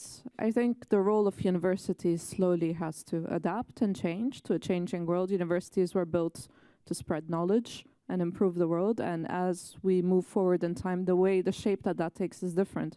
There is a fundamental problem and an elephant in the room, which is the fact that in most universities, academics are still rewarded by the number of publications they publish, and this is how they advance, and this is how science works, and this is how they hire PhDs and postdocs. So these kind of people doing innovation, it's still kind of an on-the-side activity. You can fill an impact report, but as long as the incentives aren't built in properly, it's going to become very difficult. It's one thing for a large, very well-funded research lab to have 2 PhDs and a postdocs doing startups, and quite another for a small research group who's barely gotten funding to hire a PhD to write papers to actually do this stuff. So it's starting, but I think with many more initiatives, the rules get written, and slow and steady. Maybe in 5 years there'll be a new set of rules saying that academics are also rewarded and promoted because of these things, not just these things. And the systemic way to do it is absolutely right, I think. And I would blend a lot of courses. I actually think we need less scientists in the scientific startups. It's very hard to retrain a chemist into becoming a manager and a lawyer and a CFO. But there's not that many courses where you can actually have people coming from different departments and so on and participating in the same course. So there's one at Stockholm School of Economics, where I was one of the few biotech or medical science from Karolinska people, and that created a team which we almost started a company because of this. So, and the rest of the guys were business and legal.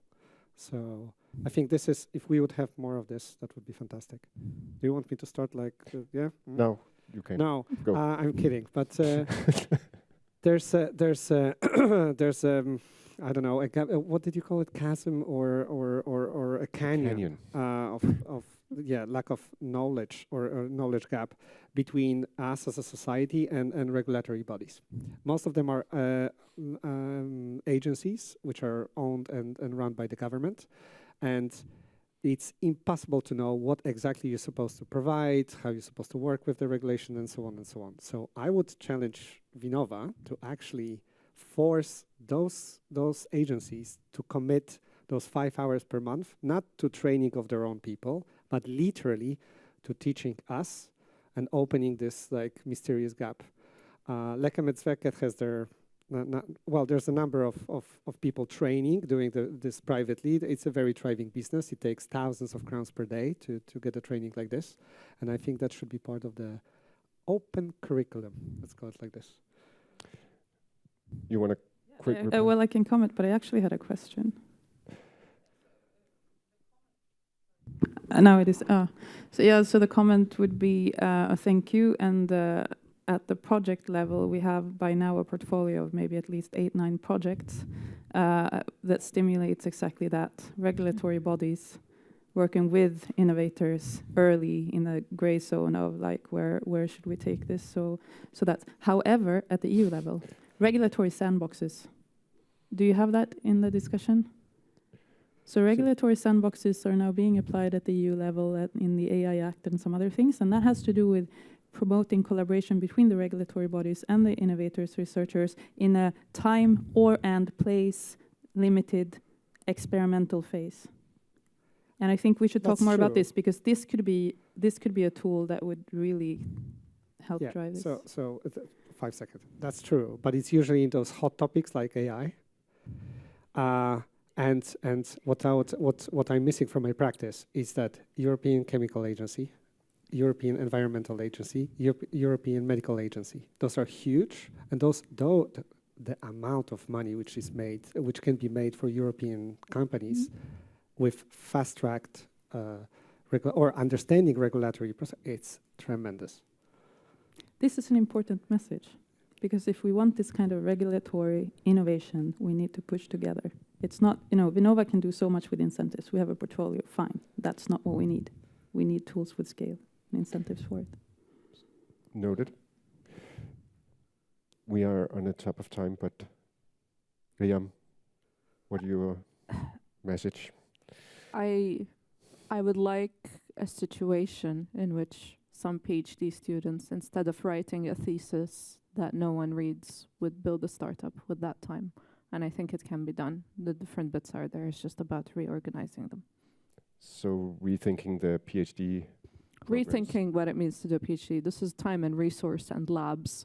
I think 5 seconds. There are fewer academic jobs than there are academics. And the thing that upsets me personally is people who pass through the PhD, write this thing, it sits on a shelf, then they go work for Google or whatever. No shade for Google, great company, whatever. But the point is that there's so much IP and it's being lost, right? Like it's being captured at the end by the same 4 or 5 organizations that currently are tasked with solving our planetary problems, our health problems.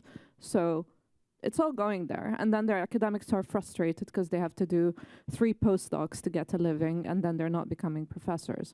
So this is a huge resource. Let's use that time, labs, all of these, pieces of equipment that the EU money has bought for them to actually do these things in the university as an exercise in public sector innovation. And it can be done. We've done it, so it can be done. Thank you. With that, thank you so much for giving them a big hand.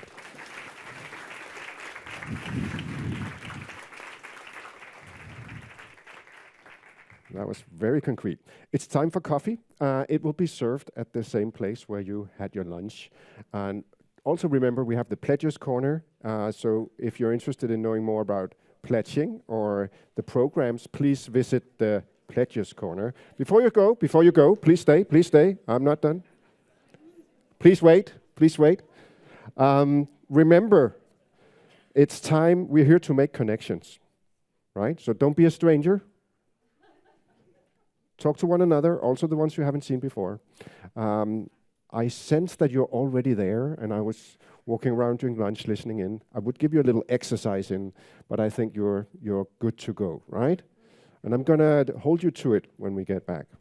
So enjoy the coffee, enjoy each other, and see you back here 3:30. Where's the clicker? 4:30. Sorry. All right, welcome back. Did you enjoy the conversations? Met someone new? Awesome. And the cake? Sweden, yeah. You should know that about Swedes, if those of you are not here. They call it fika, and they do it a lot, and it's great, right? Okay. So to get us started here for the second half of the program, we have first a talk, a speaker, the next speaker, and he represents one of the largest pledges to the Deep Tech Talent Initiative, that be Intel. So today I'd like to welcome Michael Soga from the EMEA region of Intel. responsible for government partnership. Michael, welcome to the stage. Thank you. So this is a really prime spot to be after a coffee break. Thank you for that to the organizers. Thanks for the invitation. So I have a pleasure of a little bit zooming on one of the areas of deep tech, and we had a lot of good conversations today, what deep tech means, which is actually in our minds probably the one that will impact most of us, or is impacting most of us. And this actually will speak to a program that Intel has initiated back in 2019, which refers to AI education and AI skilling, upskilling, reskilling for pretty much everyone. At that time in 2019, we did not have, let's say, so much response from the ecosystem. I think that a lot of people were asking us, really, do you think that AI skilling is really important, and why should we invest in that? As you can imagine, now no one asks this question anymore, and it's a little bit the situation changed completely. So why AI?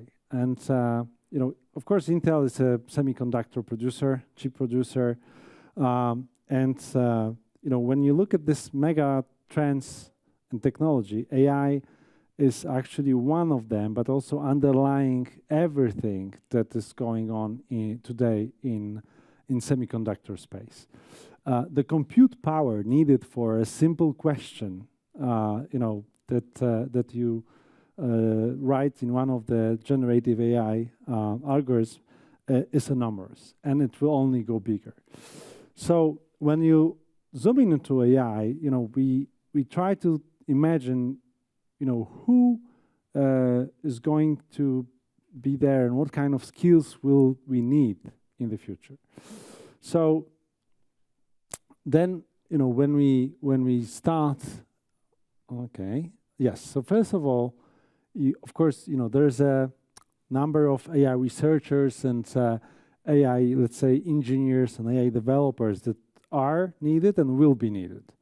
And by the way, it's estimated that the number of engineers in that field will at least double in the next couple of years. But I would not believe in any of these estimates. This is changing from day to day, month to month. And these are really the people who are going to shape the future of AI, right? And they will actually generate new ideas, like the OpenAI funded in 2015, right? So it's 8 years ago. And it's only now that we are familiar with their product, which actually Microsoft investment in 2019 was already a sign that something is cooking. But then if you look further on, you have all the big chunk of what we call AI solution builders, and today even an AI responsible users, right? So these are people who not necessarily will have enough and will need enough skills to write their own algorithm or even code, but they, knowing their business acumen and knowing how AI works, they are and they will be able to find an application of AI that will increase, their productivity and become the basis of the competitive advantage for the company. And we're talking everyone. We're talking lawyers. We're talking doctors. We're talking all sorts. We're talking even artists. All sorts of jobs that can be disrupted by this technology. And then the last group, which is shrinking, this is a group of non-users. I don't know if any of you know how many years it took Netflix to come to 1 million users. 3.5 years. 3.5 years, Netflix got to 1 million users. Do you know how many years did it take for ChatGPT to get 1 million users? 5 days. So in all of this, the AI is actually one of the fastest growing and highest in demand skill that is out there. So AI is everywhere, but talent and opportunities are not. When we talk about AI, we like to talk about something that we call digital readiness. And why? Let me explain why we talk about digital readiness in that sense. We do believe that, of course, skills are really important, and acquire technical but also social skills for new emerging technologies. So of course, is the basics. But then there are two very important elements to it. One is also the trust, right?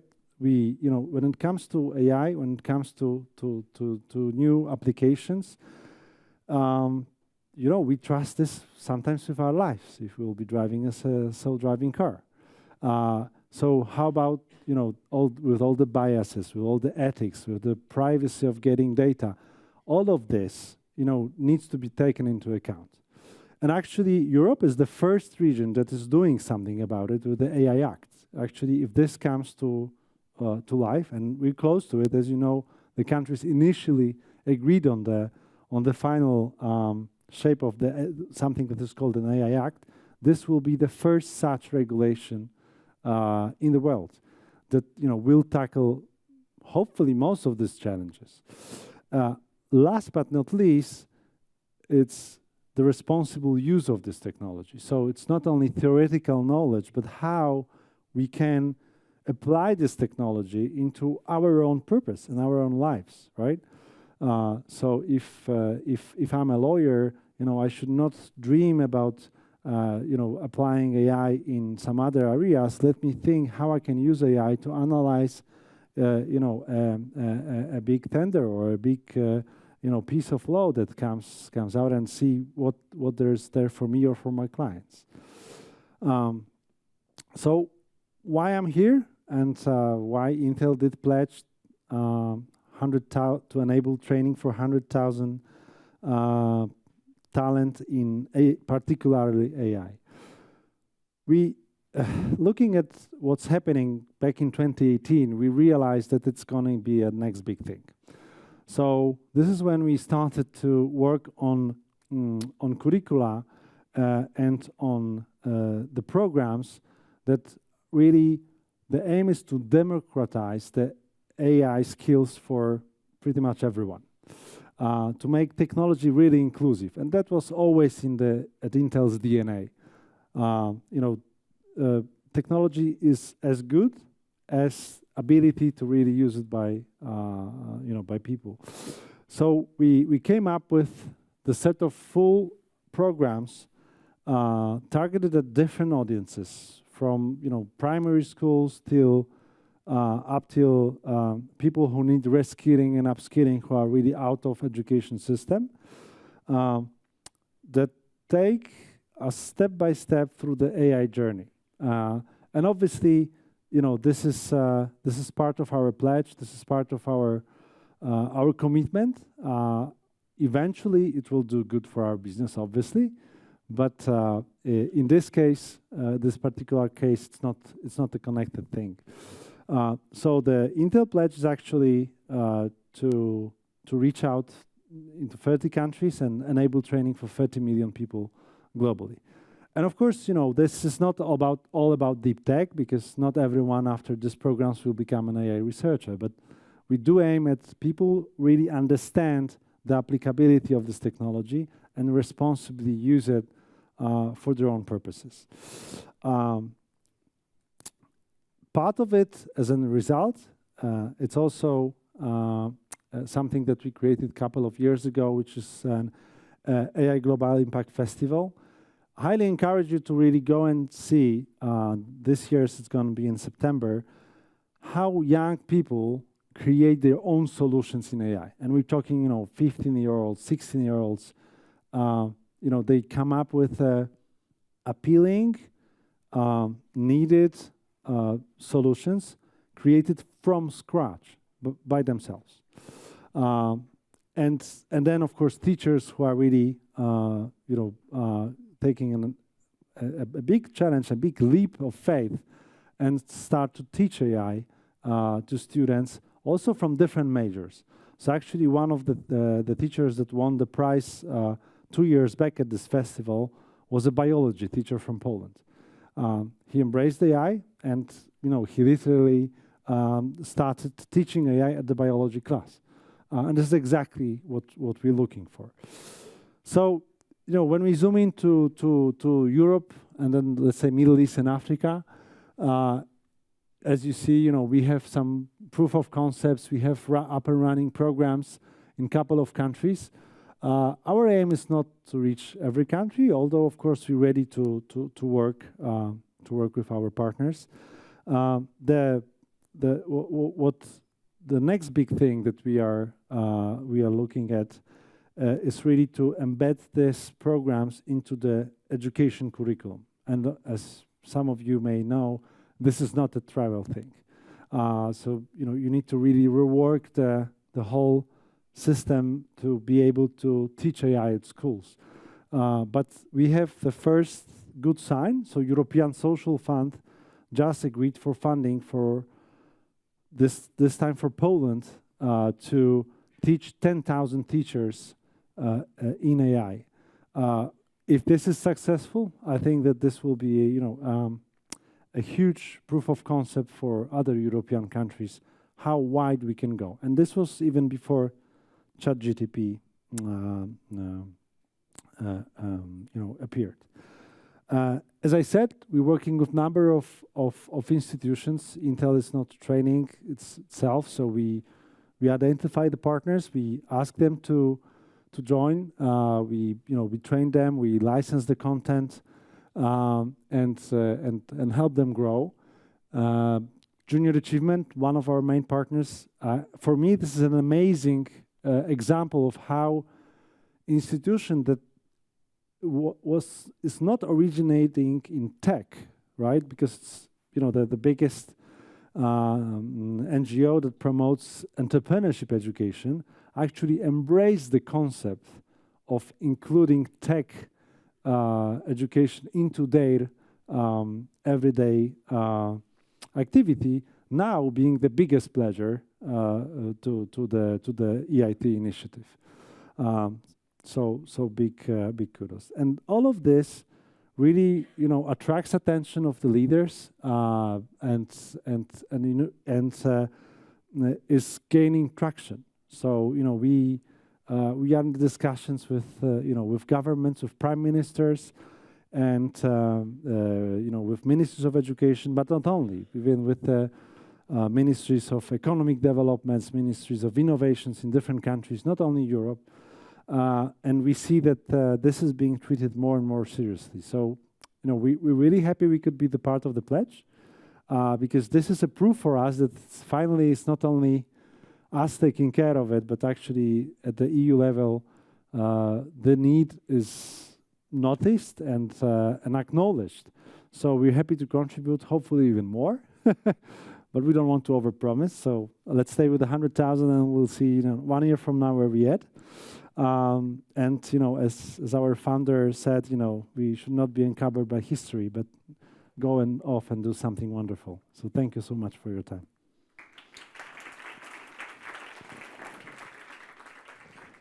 Thank you so much, Michael. And I think 100,000 is quite an ambitious goal as well. So no need to overpromise. Thank you so much. It's time for our second panel of the day. And this panel will be debating how we can unlock the potential from education, training, and upskilling. So allow me to introduce the panel. Presenting the pledges, Michael, as you can see, will stay on stage representing Intel as part of the panel, but he will also be joined by Min-Hu Lai, who's the regional COO from Generation. And they will be joined by Madeline Toon, who's a senior director working with catalyzing health innovation, the health innovation hubs at AstraZeneca.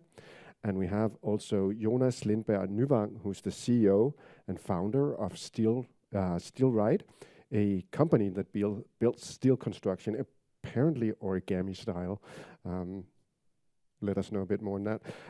And the panel will be moderated by Professor Johan Starr, who's the chair of the EIT Manufacturing and also a professor from Kalmar University.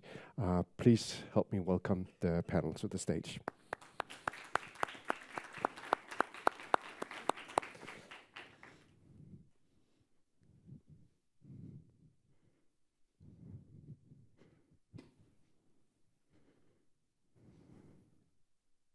So, good afternoon, everyone. I hope that the mic is working. Yes. It is really an honor and a pleasure to be here, here in the center of Stockholm, and also the center of a lot of knowledge that we have around us. And all the audience is also a representative of an enormous amount of sectorial and educational and industrial representatives. I would like to start this off by introducing then the panelists here a little bit. We have Michal, who have need no more presentation. I think that you have really showed. But what people might not know is that you also have a background as forming of a Polish Coalition for Innovations, a think tank. You created that, and also that you are leading this responsible team then towards the government in Poland. We have Madeleine, who has she's coordinating globally all the innovation hubs that AstraZeneca has, and for those of you who do not know AstraZeneca, you provide 7% of the Swedish GDP, or the export at least. And you invest yearly, I think, about $10 billion in innovation in research. So that's quite a task to coordinate the innovation hubs there. But you have a background also in education and in anti-fraud. Where you might come back to that later, perhaps. We have Minhui Lau, who is, in addition to being CEO of Generation, you have a background from managing in seed MBA, and also you've been an investment banker at JP Morgan. So you have also the dual background of finance or entrepreneurship on a large level, and also the education. And Jonas, you are then the creator and designer from background, and a serial entrepreneur, I understand, in a sense, and the master of steel origami. Yes. Yes. And you're also the owner of a motorcycle company. Sounds like a beginning of a book or something like that. Could be very interesting. Yeah. Yes. As for myself, my day job is Professor of Production System at Chalmers University of Technology in Göteborg, Sweden. Today I'm here as a chairman of the Deep Tech Talent Initiative Advisory Board, and being part of setting up strategically this initiative. So, just to give you an introduction then, I mean, Europe is, as we have heard, facing a lot of challenges. We are just emerging from a pandemic, and we have disrupted global trade chains that we have become dependent on. We have the war on our borders. A large part of our working population is a bit old, and the young talents are a bit few. In Sweden, there's only half as many 20 to 25-year-olds as there are 30 to 35-year-olds in Stockholm and Göteborg. Half. So you can imagine in a few years that this need for educating and training the older talents is very central to the competitiveness of industry. Still, we are exceptionally strong, and we are globally competitive, and we're actually operating the largest open in research and innovation program in the world, the Horizon program. So hopefully this Deep Tech Talent initiative will be one of the largest. Maybe 30 million here is overshooting, or 1 million here, but we can perhaps from a government perspective and policy perspective be able to say that this will be one of the largest deep tech training programs in the world as well. So how can we take advantage of this opportunity? I would like to start with the with you, Madeleine. Could you give us one idea? Stick to one idea, so we can come back to it. How can this help yours and other companies to become more competitive? First, thank you. And first of all, I would like to clarify that I do not personally sit on $10 billion. It would be both interesting and scary, but and beautiful panels before us and the fireside chat. There's so many different perspectives to this that my brain is almost on fire. There's so many different kind of paths and perspectives that we could look at. If I'm going to stay with the perspective of a large company, and as we talked about before, Johan, the need for upskilling the older people. I'm part of that older people cohort now as well. There's so many different aspects to that. One is, of course, building the actual practical skills, but the first step is getting people to understand that it applies to them.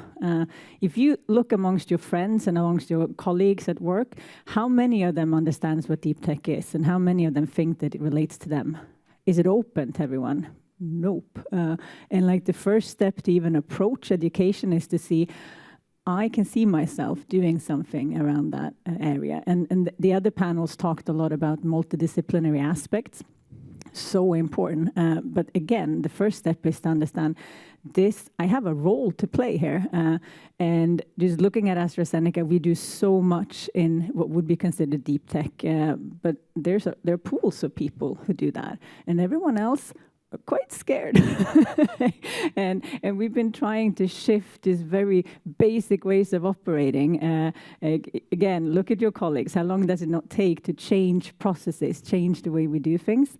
And the first step is just getting exposure to there's a new way of doing things. A lot has to do with mindset. And that is not something that you can just tell someone or train them to do. They need exposure and experience. When we talk about developing capabilities, we talk about 3 E's: education, exposure, and experience. And I think what the deep tech talent initiative can do, besides educating, because as you said before, Johan, supply in this program is established. We need to establish demand as well. In order to do so, I think by setting up greater collaborations for exposure and experience between sectors, between companies, just being able to spend a month, 2 months, 3 days, whatever it might be, but with a project where someone is actually doing deep tech aspects, be it from a regulatory perspective, as we heard before, or from the actual AI kind of research perspective, just seeing that it's not scary, it's not dangerous, you can lean in and you can be part of it. I think that is missing to this, and it would be very valuable to us because we have 80,000 people within the company. A fraction of them are doing that deep tech work. Everyone needs to be part of the journey. So exposure and getting your hands dirty to get across the valley. Again, the dirty. Yes. Thank you, Madeleine. What about you, Min? Hi, and thanks for hosting me. So Generation works in 5 European countries, and we place unemployed people. We train unemployed people and then place them to tech jobs. What used to be our biggest challenge is to find enough job vacancies before we can launch our training. So we don't launch training if we don't have the job vacancy at the end to make sure they are employed. That used to be our biggest challenge. But the problem today that we have in the last 18 months is find enough people to come into our program. So now the problem is the reverse. So with this Tech Talent Initiative, what I really hope is that we can together raise awareness and bring more people, particularly the most disadvantaged, vulnerable group of people, to the tech career, but get them interested and get them to the provider like us so that we can bring them to the job market. So really, for me, it's raising awareness and feeding the pipeline to our programs. Thank you. Jonas, what is the most important productivity or competitiveness measure here? No, I think, I mean, I just want to build up upon these two starting comments that, I mean, I think to get people in the mindset, you need them to actually see something that relates to them, you know, like a demonstration of actually someone who's done that journey, or a product that's been developed by someone, or, you know, and also to get people who perspectives on people who are not the typical white Caucasian male. You know, actually, the people, the success stories of people who come from other circumstances. You know, and I think that really would make a difference in actually showing people that. I mean, this is for me. You know, this is not just for people who graduated from KTH or like in university. Yeah. Thank you. What was your question? Sorry. The competitiveness factor. Maybe. Yeah. Do you want to add? No, I think from also earlier discussions, the kind of multidisciplinary, you know, having a range of different skill sets, you know, not just a specific industry-specific skill set. I think that's going to be key, you know, in actually, I mean, if you want to innovate and you want to drive change and actually succeed, you know, it's not enough to just like have a specific technical skill anymore. What about you, Michelle? You mentioned a lot of competitiveness factor, digital maturity, and things like that. What would be your favorite competitive advantage from this kind of training and education? No, so can you imagine that we stopped the training of new drivers at them reading the signs, no, without actually putting them behind the wheel? So for me, the benefit of such programs, and this, as you said, but you didn't use the word, so I will do it, is, and come back to what I just said, is to really democratize access to this education and to this skill set, right? Because if we don't do it, this will be just another tool for wealthy companies to take advantage of, you know, whatever they're doing and grow even bigger.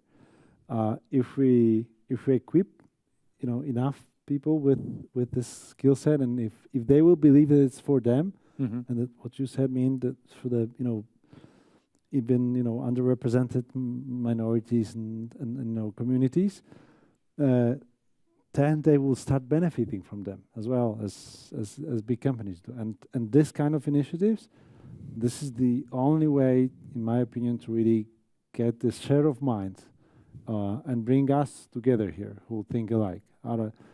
Before that, I thought we might be quite alone. Excellent. And so what I hear here is that the scale and democratization and the upscaling of the big batch of people is more important than the narrow competitiveness for in individual technology. Is that? But also it takes a lot of people to create something unique at the end of it, and you have to upskill the masses to find the golden nuggets. And also we're in Sweden now, we have a fairly unique education system where regardless of your background, at least if you go back 20, 30, 40 years ago, everyone kind of had the same opportunities. It didn't really matter what socioeconomic background you came from, and that's kind of what's built a lot of the success in Sweden, that you're actually benefiting from the collective brain power of the entire nation, and that needs to be true for the globe. Like it cannot be you have to go to the big universities only and graduate top 5, then we're going to listen to you. Like some of the biggest societal kind of challenges will be cracked by entrepreneurs who might have had severe ADHD and never really finished school, but they are really cracking the problem. And I think we need to change kind of the perception of who fits in and who are we going to listen to, and how do we also evaluate skill and value. So you're all young, successful leaders and relatively young, right? Looking around the room with an amazing entrepreneurial background. So you've all been there, you've been doing this. You have skillfully identified the people along the way that you work with to get where you are. But if we were to go into a little bit more into detail, for example, you, Madeleine, you are working with a global accelerator team, super skilled people from all over the world, But how do you bridge skill gaps on that level? Yes. So what I do at AstraZeneca is I lead a global network called A Catalyst. We have 26 health innovation hubs worldwide where we partner with the external ecosystem to solve very concrete and complex health and healthcare challenges that exist out there in the real world. And through that, we try to really tap in to that community. We don't think that all problems are going to be solved within the walls of AstraZeneca. We think there is so much more capabilities and capacity and skill sets out there. So we're literally an empowering and enabling engine, more or less, trying to figure out how we bring the right stakeholders to the table. And you find them in all corners of the world, and also in small, medium-sized companies, entrepreneurs, but also that manager at a healthcare provider who really wants to change something, who sees a difference, and it has a lot to do with mindset. So the way we do it in the network is really just being extremely open-minded. It's we're leading with a lot of compassion and just trying to empower people and connecting. If we look at the rest of AstraZeneca, it has to do with that as well. We're trying to bring innovation into AstraZeneca by working kind of in a venture client model, daring to bring companies in early, working with them, accelerating them and their technology, and sharing a lot back. And we spoke about that before. Throughout this and throughout all the mentoring that we're doing, we're learning as much as the companies that we're supporting are doing. So it's really that win-win situation. But then also the constant trying to build that upskilling type of atmosphere. And the way to do that is by really clear vision and senior leadership that stands behind it, not only in words, but in action, allowing for experimentation and failure, and not seeing failure as failure, but seeing it as just another way not to do it, but learning from that. And someone said it before, there's no silver bullet to any of this. So we work very broadly, both bringing the outside world in, growing our own skill set, but also using all of this to try and do employer branding. Like if you want to solve really difficult problems out in the world, and if you're interested in deep tech, don't maybe go to social media or gaming platforms or whatever. Come and solve some of the world's biggest health and healthcare challenges and do good at the same time as you're doing something difficult. Do you benchmark? Which is the best sector that you would look at to learn to use in your own sector? Really good question. I don't have a good answer for that, but we look wide and broad. We try and work with kind of learning from the automotive industry. Like we have big R&D down in Gothenburg, and next door as our Volvo, and lots of collaboration between there. But then, bringing in kind of the lifestyle industry as well. We're kind of slowly on the side starting to kind of collaborate cross-sectorally with Sony as well, because a lot of health determinants are also based in lifestyle, and that's not going to happen through what you do when you're trying to treat disease. So, difficult question. Difficult question. On to the next one. Jonas, how do you find your people? You're in a different situation. Madeleine is there where she has a lot of incentives that she can use for building her teams. You have a small company, you're expanding quick. How do you find the time, and how do you find the right skills at that pace? Right now, we're marketing ourselves quite a lot to actually, and that attracts a lot of kind of job applications. So we should have had a picture of the motorcycle. It's beautiful. You can look it up on the net. We try to create demonstrators of what we do, and to actually bridge the gap between math and art, which is origami, and then material characteristics and geometry, which is like it's a hybrid. So you need to attract people who are into that, and that particular type of skill sets. That's all. We find that from different places of the world. So from a team of 17. We have one Brazilian, one Indian, two Turkish women. It's a very mixed global team, even though we're small. And one American. So I think it's a lot about people finding us at the moment, but that's just because we're in a startup phase and we try to find people who are passionate and like what we do. With your background, I mean, you're driving a change at the core of European challenge. We have too few people to man our industry in the future.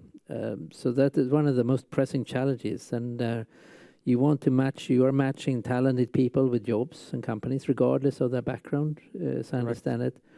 So with your background in international finance, that it's a really interesting connection. How do you connect finance and funding with what you're doing now? Can you use it? And jobs.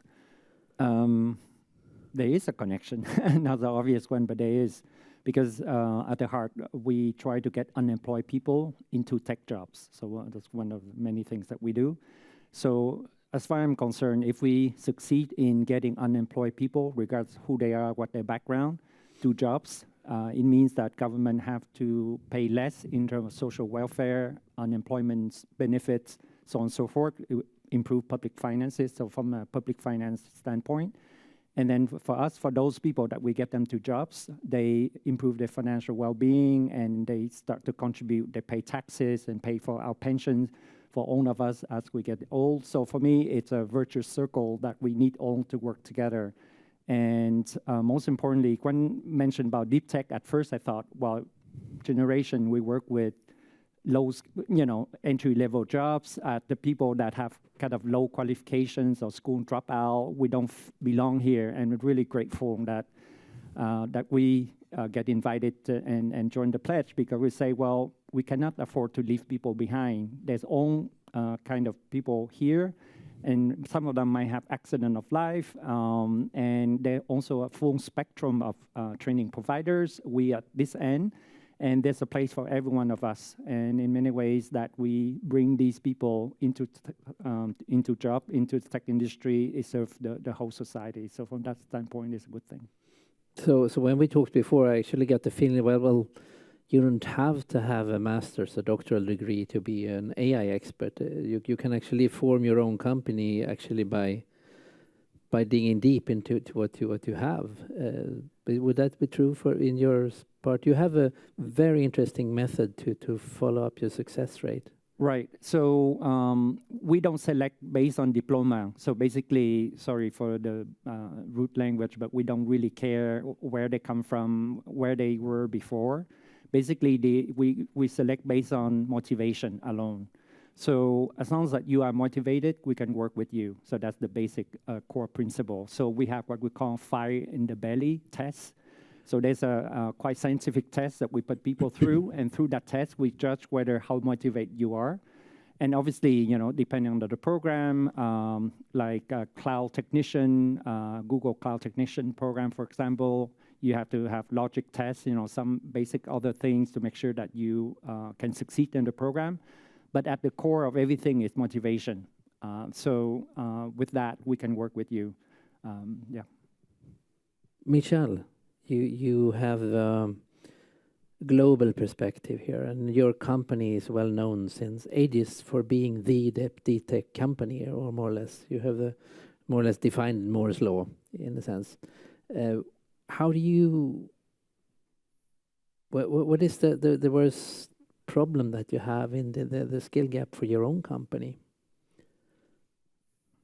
No, so obviously, Intel is a semiconductor producer, full stop.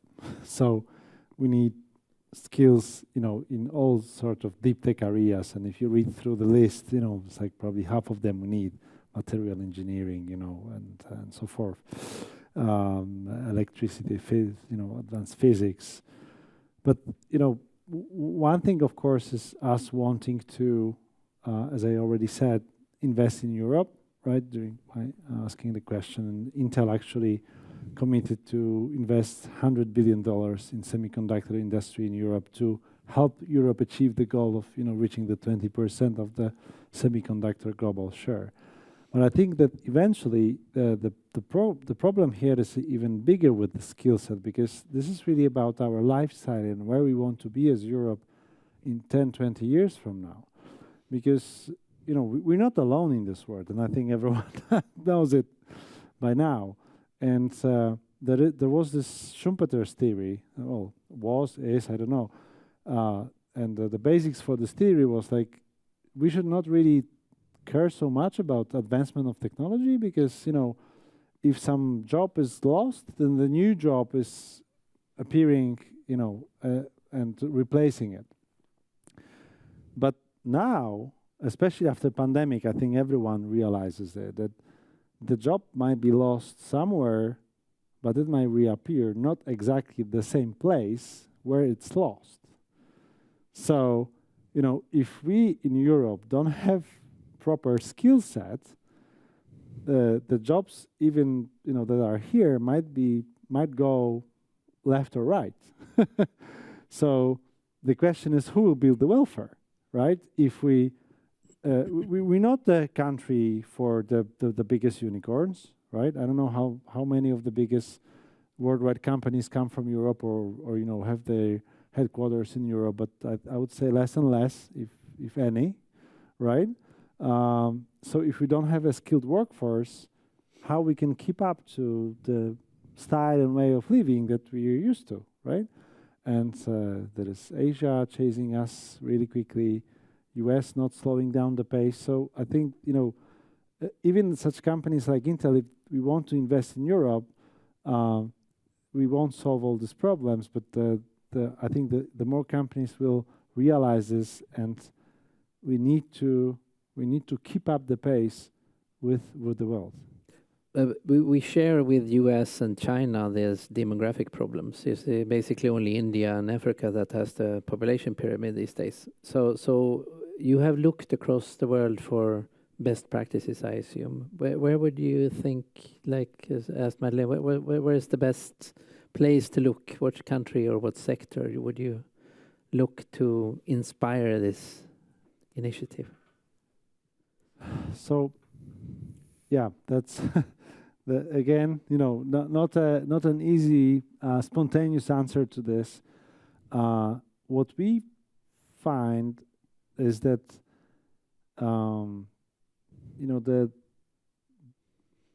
if countries have enough welfare, they are more lazy.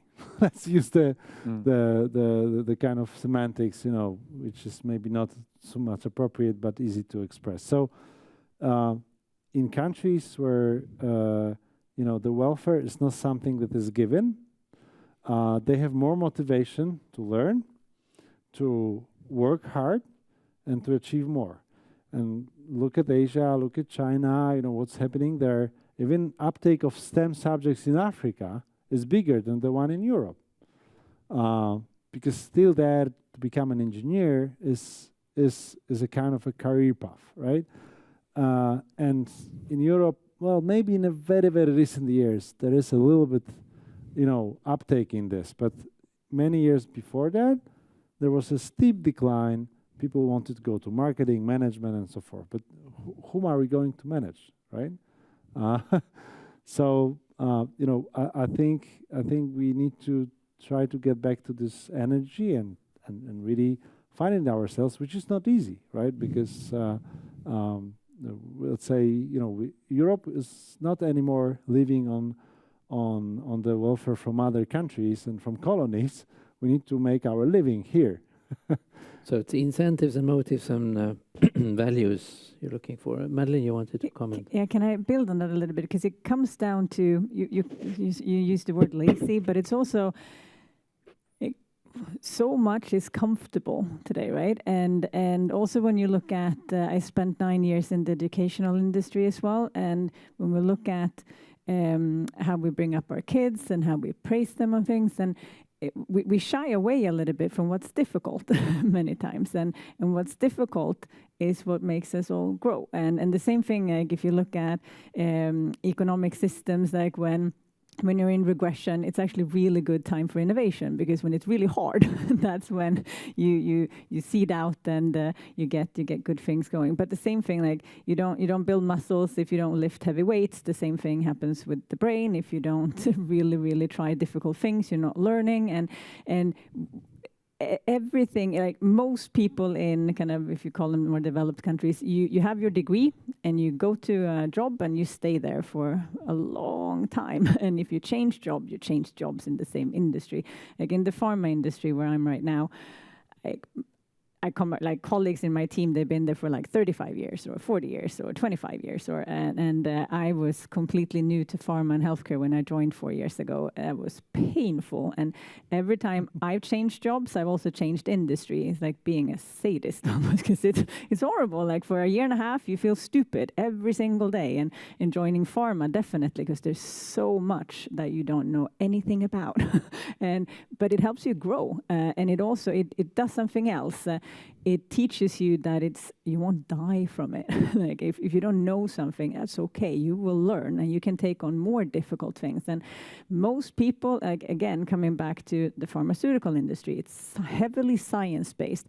If you don't know the answers to everything, why should I listen to you? So it becomes quite regressive in the sense that, do you dare to venture out into unknown fields? Heck no, because you might not know all the answers. So it's interesting, because at the same time as like science is very much, pushing the boundaries and driving forward, but stay in your lane at the same time.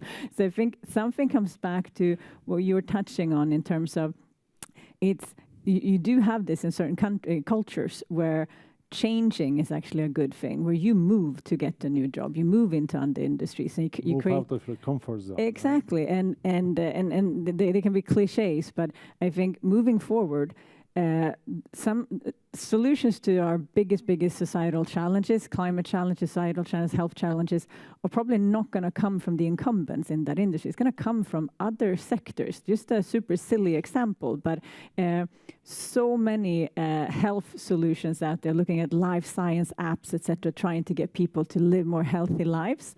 They do half good job at it, and then Pokemon Go comes around and they manage to get so many people out and moving, like kids that would never really maybe do that, and their parents.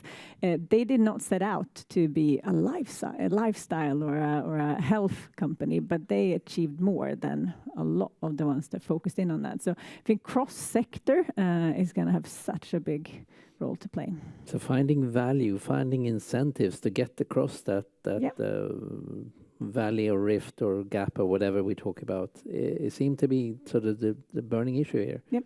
So how can we, just speaking for the team here, I mean, how can we find the values? What would be the ultimate value that you could provide to a person or a company that would make it worthwhile for them to enter this pledge and to really go through the education? Like a short statement. Would you like to start? I mean, for me, when I meet up with companies or employers to convince them to provide vacancies to our graduates, upcoming graduates, at the end they understand money and bottom line. So I talk about them like, okay, if you work with us, you co-design curriculum with us, and you help us to co-build the selection process, so you already know the type of candidate through, and then you provide your company employees and come as a speaker, sometimes as mentors, so you already know them. So if you hire from us, they'll be job ready. That is our promise, is provide job ready talent to industry. So they save them time from recruit, but also save time from onboarding, so they can get to productivity quicker. So company understand that from a value standpoint. But not only that, we provide mentoring support up to 6 months after graduation, after the job. So in the first difficulty that the person might have on the job, they don't drop out. So we work on retention as well. So I told companies, you will save money by working with us. You get good talent, diverse talent, people that don't traditionally come to you. So from that standpoint, they understand very quickly. And Basic. We do the opposite. You do the we take away say the money. we say you're gonna have a chaotic work life. You're gonna have a low salary. You're gonna have a very, you know. But you have fun. Yeah, but you will pursue a dream. You know, like something you're proud of, and it's high risk. You might be out of a job in half a year, but I mean, there's always a job to get in the next stage if you want to get a job. But you know. So the value is the challenge. Yeah, the challenge is the value. Yeah, Michelle, what would be the one value that you would propose to get people on board? I think that the company's own well-being, because we like to see our companies grow. We like to see our companies invest more. But without the right talent here, this will not happen. As much as we would love to, the money will go somewhere else, right? Because that's the nature of the global business. And if we let me give you an example. We have a large software development center in Poland, employing almost 4,000 software developers. But the output of universities is shrinking because Poland became a hub for software development. You have all range of companies, Goldman Sachs, Citi, AstraZeneca, I don't know, but for sure Roche, all sorts of Nike. They all have software development centers in Poland. Which means if you're a lecturer in coding at the university, you can either work for X at the university or 6X at the company. So the pool of lecturers at the universities is phasing away, and there is less output of really good quality software developers, which eventually we know it's a problem right now, and 5 years from now we will not be able to grow as a company. So I think that the companies should join this kind of pledge if they're looking forward and saying, hey, do we want to grow here in Europe in 5 years from now? If yes, we should do something about it, because if we don't, we will have to do it somewhere else.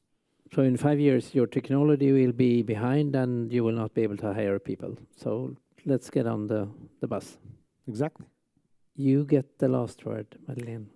What is the value you would but I propose? completely agree with my fellow panelists here, but also from that personal perspective as the human being, daring to lean in. If you are 35, 45, 55, you have many years left to live. And the only thing, if you invest in yourself and if you believe that you can learn things, and again, training that muscle of learning and growing that growth mindset ability, then it's not too scary, that future, because I think a lot of people feel that it's quite scary. Like, it's moving fast. They don't understand how these things are, being built, what impact they will have. And if you're 45 and you're starting to back away because you think it's scary now, oh my, you're gonna be run over. But lean in, be part of it.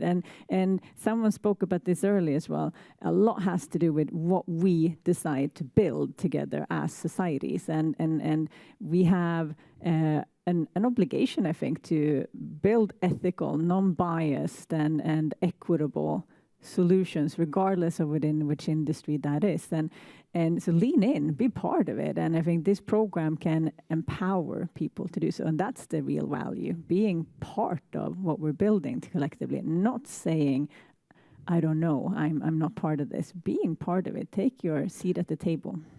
Thank you so much. I have a lot of takeaways for myself, but I think that also the team behind this is vividly noting how to proceed. So with that, I will give just a few minutes past. I will leave the word back to Anders. Thank you so much for putting in a super interesting conversation. But let's also make room for questions among the audience. We have one question here. And while you're getting the mic, I might also say that if you're watching online and want to ask a question, please come forward and write in the Q&A box. Thank you. Question. Thank you. Eleonora, my question is regarding your last sentence, that people should be not scared to change, to learn new things. But maybe it's not fully responsibility of a person, but rather a company who would provide possibility to do that. Because of if you are full-time working for the company, you have kids, you have other responsibilities to do, and even if you want to learn so many things, you just simply don't have time, even if you have all the courses, all the programs, and all the access. So is there any possibilities to target companies to make some Friday learning hours? You're spot on. You're completely correct. And we've spoken about this so much internally. You have to make time for it. People are not creative or innovative. 15 minutes at the end of the day when they're rushing to pick up the kids and they're stressing about things. You need to make time for it. And we did this assessment a while back on the ability to be innovative and creative. And I have all the freedom to be creative, but I have none of the time. And unless we free up time, and that means it's the same thing. We expect to do new things, but we don't dare to deprioritize the old things. And we expect everything new to be 100% measurable. But the old things that we do, we don't really know if they're delivering value or not. So we have to also dare a bit. You're right. It has a lot to do with leaders, senior leaders of companies, daring to be bold. It's one of these things where you have to believe in things and go with it. Simon Sinek said this thing about you go to the gym, you come back and you look in the mirror and you see did anything happen? No. But you trust the process, right? Because day 1, day 2, day 3, you're not going to get big and buff, but you stick with it. Something's going to happen. You don't know exactly what. The same thing is true when it comes to investing in skill sets, growing capabilities, driving innovation. You will not be able to say exactly where it's going to have huge impact, but it will. And so you're spot on. It's not the individual. It starts with leaders and then empowering individuals to take the seat. If I can add one thing. So you have to walk the talk, so to speak. At Generation, for example, in UK and Ireland, every employee of Generation has £600 per year. They can use that to study anything. And then they have 4 days per year where they can take time off to study or attend a conference or a seminar. So that is a very concrete thing at a very small scale that we can do. So whatever you say, you have to act and show concretely that so not only just the talk, I would say. And also another question. Kärnstedt, EIT Manufacturing. So this reminds me very much about 100, 200 years ago when reading was not everybody's knowledge, but the people who could read were the people who were successful and could do the travel from a low class to a high class. And now everybody knows that reading is super important, and this, I think, deep tech talent and upskilling is just the same as learning to read, and this will benefit everyone when we do. So I hope we will continue to educate everyone very much. Thank you. Some more comment on a question, I guess, but a very valuable one. I think we have the next question here in the middle. Yeah, hello, Inge Buffalo, European IP Office. And I think I can talk from experience, and this is also my question to you. I think we all understand that we have this long life learning, and we know that particular for people outside, not really involved in a certain subject, whatever it is, it's sometimes very hard to get to. But is it not also that the kind of training needs to adapt to the audience? Because we have a lot of trainings, and we know from IP, which is a very special area, a very legal area, and we are learning how to convert that and make it digestible for people who are not expert in that. And I think this is a challenge in many areas and still open, still to be tackled. Thank you. This speaks to what you said about this going out of your comfort zone, right? if you're always within what you're doing and speaking to the same people about the same stuff, you become an expert, but you don't challenge yourself, and you don't see the path potentially of growth or even changing the subject.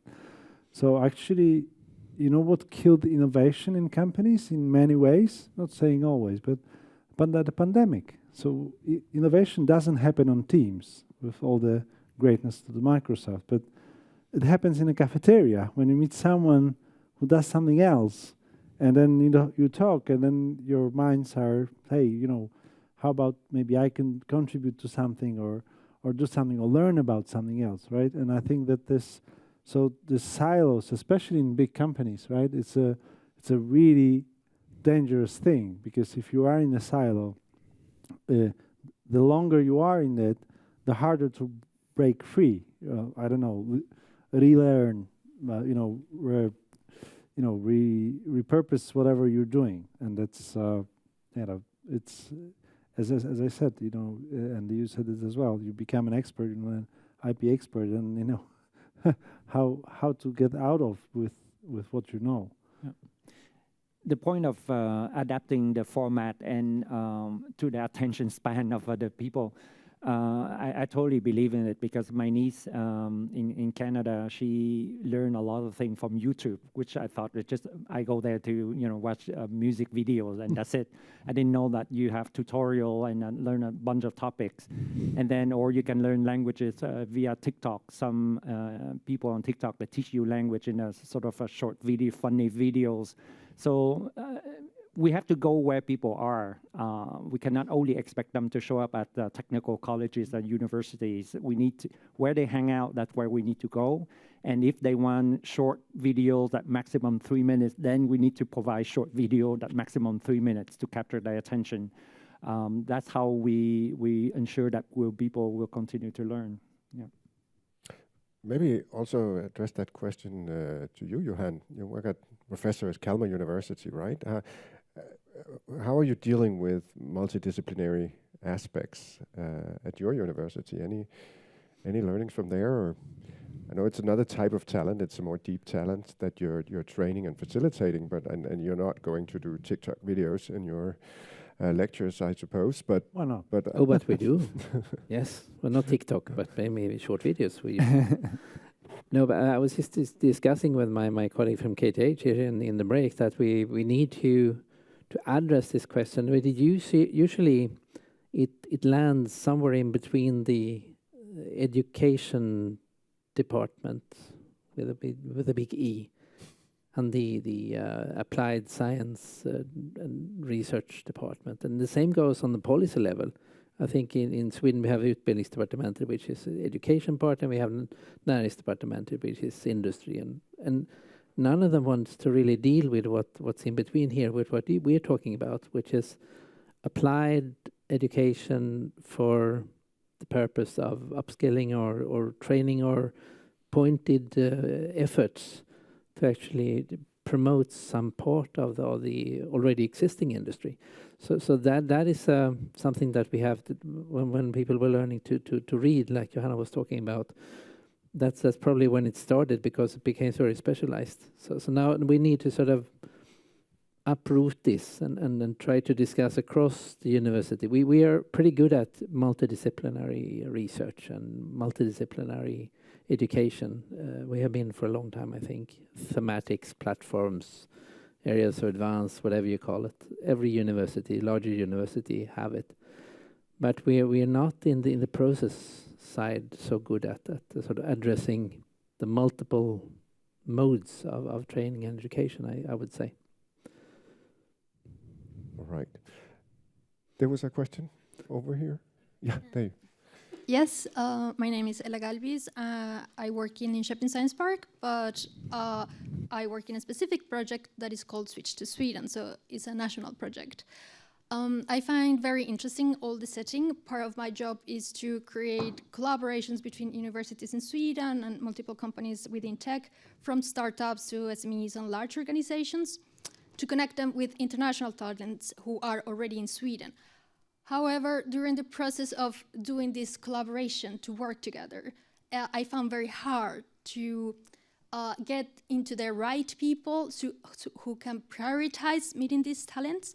So my question is, how can we foster this sense of collaboration, and also how can we prioritize this type of conference and settings? I can take a stab at it, but we're back to the question before about allowing time for it, but also allowing for, I was thinking about that when you spoke, a little bit of serendipity as well. We tend to think that everything needs to be planned, like we're doing this because we're going to learn this and we're going to then implement this. Sometimes you don't know, right? Like you're... anyone who watched the Netflix show on Spotify? I don't know if you haven't, go and watch it. But like when they figure out how they need to solve some of the core problems, their prime tech guy actually sits and watches an intersection of traffic and figures out, shit, we need to rewrite the internet protocol. Like you can come up with completely new ideas and new thoughts, aspects from completely different fields. But if you deliberately go after every single thing, you're going to miss so much. So I think some of that, like to your point, like why should companies interact? Well, a little bit of serendipity. Like if that is ingrained, then like we know we will not know everything. Like be more humble around the things that you like. We talk about the known unknowns or the unknown unknowns. Like be open to that. There's gems out there that we need to capture. So it's not easy, but it's a culture thing around like, do we recognize that there are things that we do not know that we want to be part of? That's my take on it. No, but it comes back also to, I mean, there was some Swedish skier that said to it, and the more I train, the more luck I have. Yeah. And I mean, it is a little bit like that as well. Yeah. So if you can get yourself a very good base in some area, the chances are that you will be more successful. Yep. In cross-disciplinarity. But also I think it's allowing ourselves the space for experiment, right? And big companies are not good at it. I bet yours are, or your is. You try. Because, you know, and also within the education, there was this, I think, your question in the previous panel, right? So how long does it take from, you know, the idea of a lecturer, right, who comes and wants to have a new lecture, and which might be experimental, but then how the university and the KTH, you know, Anika, she answered that, right, that it takes really long time for the university to approve, not approve, look at from all the perspectives. But the world moves forward, right, and our everything is changing really fast, right? So if we don't allow ourselves the time to experiment or to go to even like this and a little bit change the perspective, then we will just, you know, continue to maybe we have the saying in Poland that, you know, you cut the wood with a saw which is not sharp because you don't have time to sharpen the saw, and you know, and your productivity is down. I think there was a question here in the middle. Is it on? Yes, it is. Yes. Annika Sabo-Portela, I'm from EIT Health, and thank you for a very interesting discussion. And I was kind of coming back to the start, building a talent community and thinking, how do we bridge, connect dots, cross sectors, but also cross borders? And saying that during the pandemic, I mean, it was hard sometimes to get the innovation happening because it doesn't happen on Teams. It happens when we really meet. But if we need to find talent someplace else than away from the coffee place, how do you think we can build this kind of platform in Europe also to be competitive when we look to the rest of the world? Do you have any ideas there that we can take with us and continue working on? I'm not going to take up all this question, but I just want to I want to challenge that actually, because the network that we're leading, I haven't met the majority of the people in that network, but it's really vibrant. And yes, you're missing the coffee bumping into each other. when you're working virtually, but also all of a sudden the entire world opens up, because I'm not going to bump into someone from New Zealand by the coffee machine, but I can do that over Teams. And for us, at least, the world shrunk. It became closer to everyone. And I think it has a lot to do with establishing trust. Shared purposes. What are we trying to achieve together? Like principles for how you engage, and shared trust around what we're trying to do. For us, then, that's enough to have innovation flourish and teams really working together. That's just short. Yeah, I had an idea. I mean, we're talking about multidisciplinary skills, and what if institutions would switch places and educate a new subject? What if students would educate professors? That's the highest learning experience, to educate someone. Happens every day. Yeah. No, but Jonas, this is the interesting point, because would this really have any effect? We just yesterday we had a meeting with a person who is an expert of bridging this, university and company collaboration, and she listened to Intel talking to her all day about a little bit complaining on universities and saying how many also internal problems do we have. And in the end she said, like, you know what, you have the same problems the universities have, you just don't realize it. You're too big, you're too crampy, and you don't move fast enough. It's like, are we really? We thought of ourselves that it's their problem, right? So the switching places, it might surprisingly show us that we're not better than than the world outside. It gives some insight anyway. Now, That's just true. a brief comment on that, the internationalization. I think that perhaps, Madeleine, what your colleagues share is the corporate values and the branding, in a sense. And I think that's probably the most promising thing with this initiative, is that it's under the auspices of VIT, which actually has a huge network in Europe. And this is sort of the core here. We are allowed to experiment with different ways of education and training, and this is probably one of the most recent, but it could be very promising. But I would say it's what you stand for, because there's 26 hubs in our network, but there are over 600 different partners, and it's between all of those partners that shared purpose, like they're in it because they want to drive change, they want to drive improvements, and I think with EIT Health, EIT Tech Talent, the entire program, it's the shared purposes and the shared values in that you can gather around, and that's what builds the brand. And as we heard, this is, the 1 million is just the beginning. We are here to learn. This should be a initiative that keeps growing and building, right? So, 2 short questions, and we're going to take both of them, and then you answer, and then we'll round off. So, first question.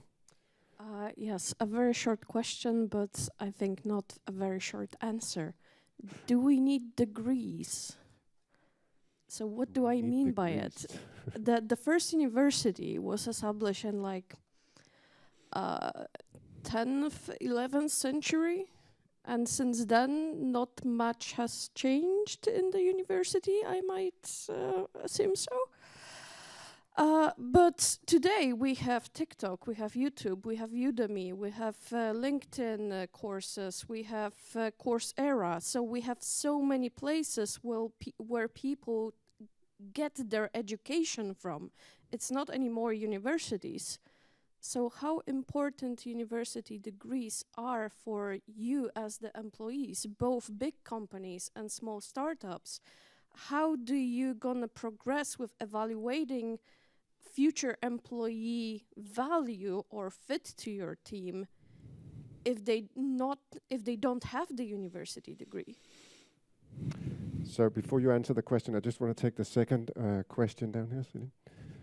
So we have the 2 questions together. There's also one up there. Oh my God. We're about the top of time. To make things easier, I'm not gonna. I think it's just a very quick response to how to Okay, perfect. Then we'll take the question first, and then you'll do the response. So the first question here was, do we need degrees? So is this about education, or is it about learning? For at Generation, we work with people without degrees. We don't require any degrees. But if they do have degree, like a lot of our learners in Spain, we do welcome them. At the end of the day, like I said, first is motivation, and then if they happen to have degree, we certainly welcome them, if it makes sense, yeah. Do you see any difference? Like, not really. The success rate, the dropout rate, and it not necessarily depend on degrees. We need degrees in some instances, and I think it's not either or, but and. We need both. And it's a spectrum of jobs and qualification levels. So some jobs, maybe we don't need degrees, and some others we do. And yeah, we need all kind of providers for that. But I think Generation is ahead of the game here, so I'd love to extend the question to big corporates, because you especially go by degrees, right? So now we are developing a deep tech talent initiative with a different kind of, diplomas people will meet. I don't know how they be relevant. How it is in pharma, but in our industry, especially in the part of Intel that is software, and you may realize, like, to be a good software developer, you don't need a degree, right? I mean, people start their studies, and they start working immediately after, like 3 months after they started at the university. This said, it is changing, because actually the easy software developer jobs are going to be, and are more and more automated. So what will be left in the future of jobs will be for people who are really well-skilled developers, and this is something that will not happen overnight. This is something where an degree and a good, faculty of computer science, when you have algorithmics, when you have, all the, advanced theories, helps you be totally more creative, and this won't be replaced that much and automated easily. So I would say that it's not like a given that the degree is needed, but it's not like it doesn't matter anymore. At least in our line of work. No, but I think it comes back to what you said about, is it about the learning and knowing the things, or is it about the degree itself? And sometimes you need a guarantor for something. And there are things in our line of work where it needs to be clear that this person actually knows how to do X, Y, Z, and someone else has validated that.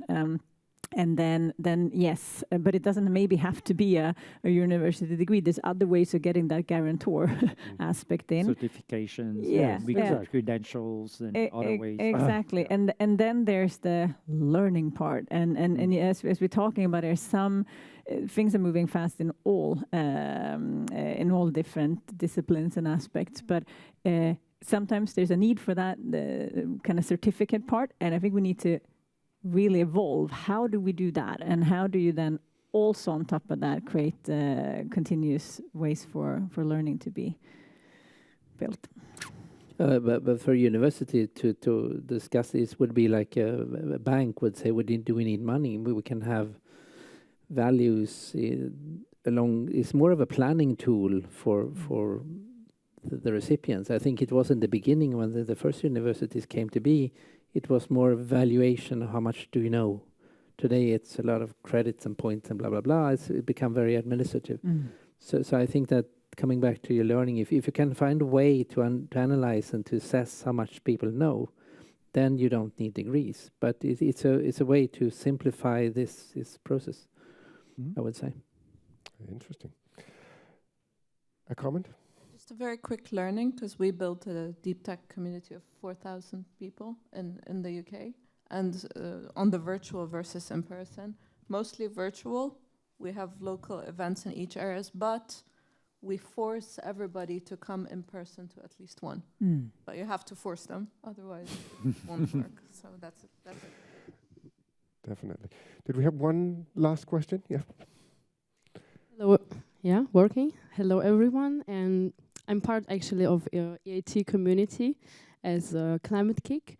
And first of all, thank you for all of the very rich statements and reactions. And I think mine is maybe an invitation to reflect and also to act and have your perspective on it.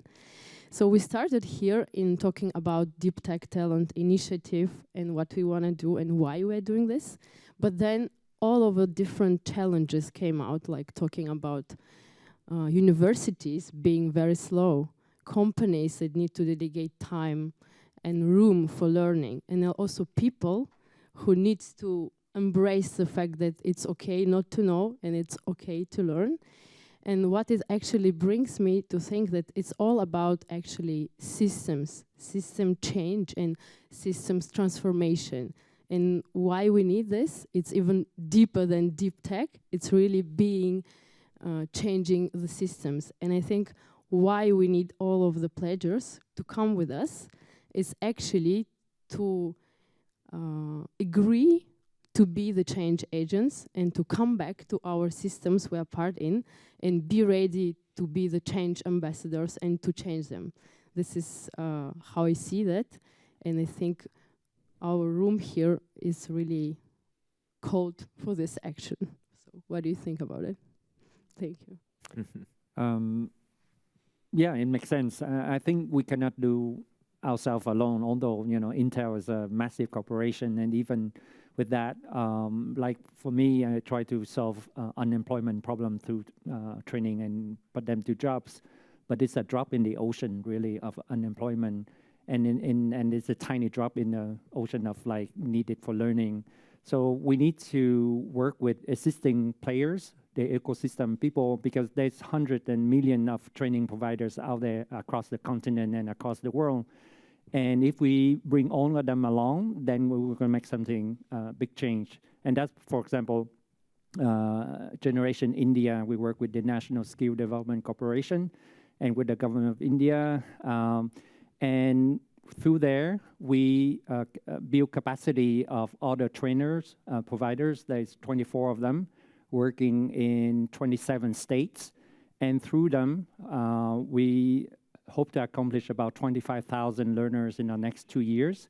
But now we work within a phase to get to 100,000 by expanding to the states and other providers. So by ourselves, Generation India, we don't have the means, the capacity, and it takes too long. But we realize there's existing providers that are willing to learn how to do placement, how to support learners through mentoring and coaching, things that we can provide them with value, and then they go around, they turn around and provide with their, provide services in their network. So if we do that, we multiply the impact, and we go faster that way, working together in a network instead of doing things by ourselves. Yeah. That's a listen. Amazing questions and really great comments, but we really need to end. As a moderator, you have one job. Yes. Keep track of time, and I've failed miserably. But I want to thank you so much for your beautiful comments here. Give them a big hand. Thank you.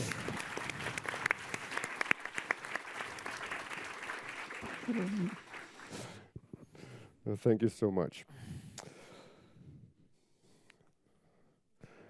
So let's get the last slide here. So, with a little delay, but to end our day with the final remarks, I'd like to introduce Luca Prego, Head of Unit from Innovation and EIT at the European Commission. Luca. Thank you very much. How are you going to sum up all this? It's going to be long, huh? It's going to be long. Okay. I get out of your way. Yeah, thank you. So, first of all, can you hear me? Yeah, it's working. Let me start with thanking. Thanking the European Institute of Innovation Technology, thanking EIT Manufacturing and the EIT Health for organizing this first Deep Tech Talent Initiative networking event. And of course, my gratitude goes also to the member of the EIT Governing Board, Pia Sandvik, for her constant support. And to Sarah Modig, in her role as State Secretary to Swedish Minister for Energy, Business and Industry, for showing with her presence today how deep tech and the deep tech skills are important for Sweden and Europe. And last but not least, I also thank all the speakers who provided an impressive and very interesting inputs on how to try to close the skills gap in deep tech. So across the sessions and by listening to all the speakers this afternoon, I had the privilege to testimony that not only a common vision about the importance of talent skills in deep tech, but also clear ideas about how to translate these visions into action came up today. And I think it is clear that to fill the deep tech skill shortage in Europe, we need coordination and support at European level. And this is exactly what the EIT with the EIT Deep Tech Talent Initiative is doing. At the same time, there is a lot happening and in the business sector. We have seen with AstraZeneca, with Stirride, Intel, Generation in the last panel, that the business sector is also very active. And I believe the challenge is, again, how to pull all of this, what is happening together. This endeavor is very ambitious and complex, and it surely benefits from the coordinated approach. And this is why the leitmotif of today, across all interventions and the perspectives, is the importance to build structured collaborations across Europe. Your presence shows how heterogeneous and interconnected our target audiences are, and we have really a lot of takeaways. I was actually discussing with Martin at the coffee break that it will take me 45 minutes to recap all of them, but I will be shorter. And I will try to go quickly through them. So, Union Achievement reminded us that it is never early enough to start to instill the innovation and entrepreneurship culture in our future generations. The KTH Royal Institute of Technology came again with the importance to to bridge education with research with business, which is the so-called knowledge triangle. Campus Biotech Digital came with the concept of we need multi-skilled talents and kind of tailor-made programs.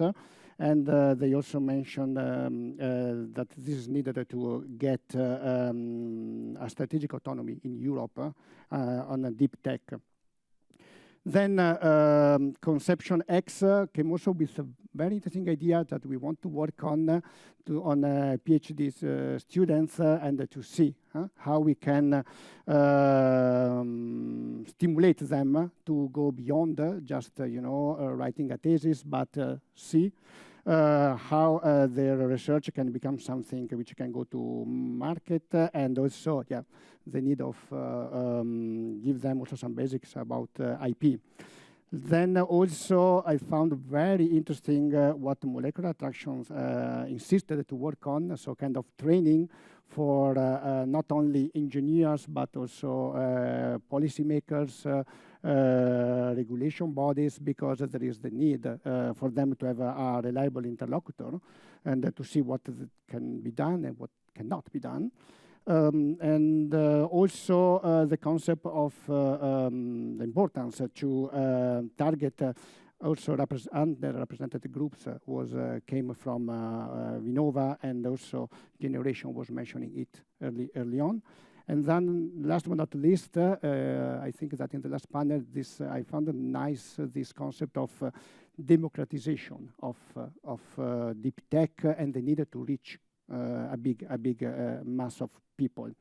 So the EIT, with its largest innovation ecosystem in Europe, is for sure the best placed actor to bring all partners together and create an impactful structured collaboration for deep talents. This is the reason why the European Commission delegated to the EIT the implementation of the Deep Tech Talent Initiative, which is one of the flagship initiatives of the new European Innovation Agenda, which has been adopted by the College of the European Commission on last year, on 5th of July 2022. By the way, another flagship initiative is indeed about regulatory sandboxes. So the European Commission is working on that, but a lot must be done also at member state level. With the new European Innovation Agenda, the European Commission aims to position Europe at the forefront of the new wave of deep tech innovation and startups. It helps Europe to develop new technologies and to address the most pressing societal challenges, and to bring them to the market. Europe wants to be the place where the best talent work, hand in hand with the best companies, and where deep tech innovation thrives and creates breakthrough innovative solutions across the continent. The importance given to skills by the European Union is also demonstrated by the decision to nominate this year as the European Years of Skills. The purpose is to give visibility of the importance of skills in Europe by helping people get the right skills for quality jobs and helping companies address the skill shortages.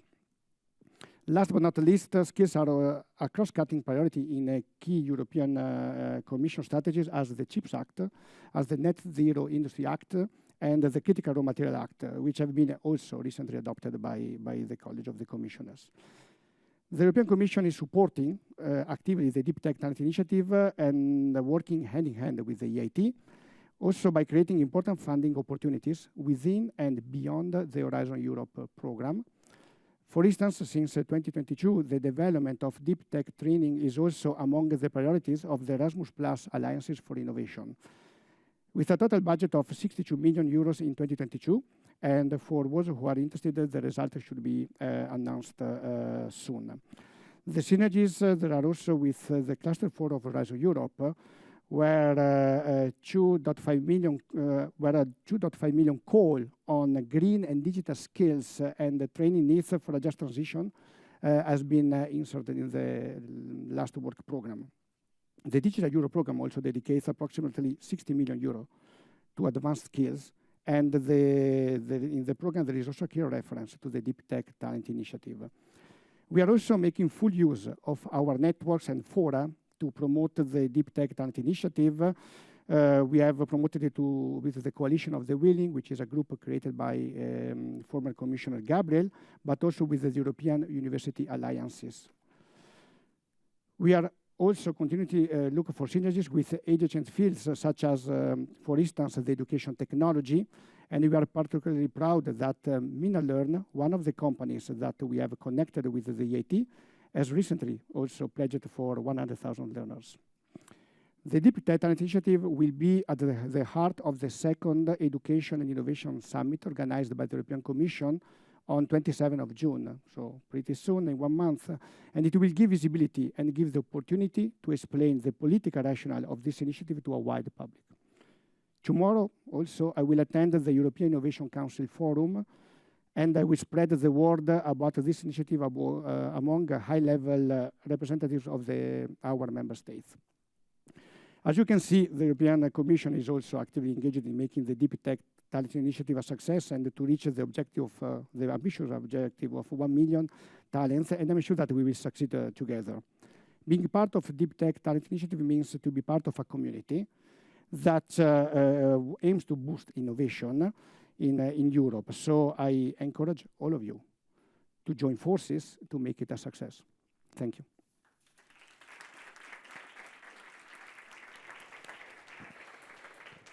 Thank you so much, Luca. Let's see. We've almost at the end of today's program. Thank you for a very nice some of the most important point. I like to crowdsource the last bit just a little bit. So you spent 6 hours here today, and you're going to go back and continue your whatever you're doing in your organizations, and we tend to leave all the golden nuggets that we heard here behind. So let's just spend, say, 30 seconds in silence, trying to ask ourselves the question, what do I bring back? What was the most important thing that I heard today? So 30 seconds.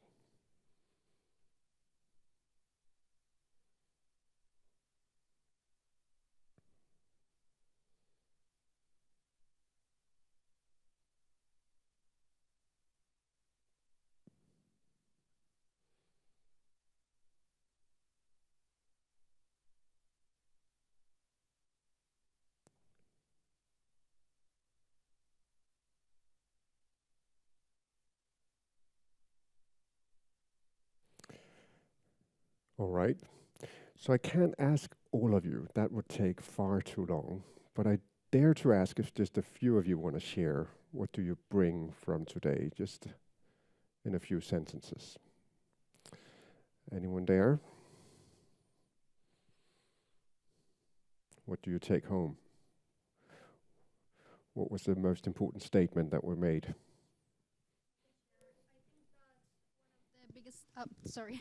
One of the biggest takeaways that I reflected was that we need to speed up and we need to collaborate and we need to insist. I really like one of the comments that said, like, if you don't get a yes, still keep going, because this is not an option. I have to reach to a lot of people, and unfortunately, it's very hard to collaborate and to get their attention. So today is like, yeah, a big warning sign. Let's move and let's make it happen.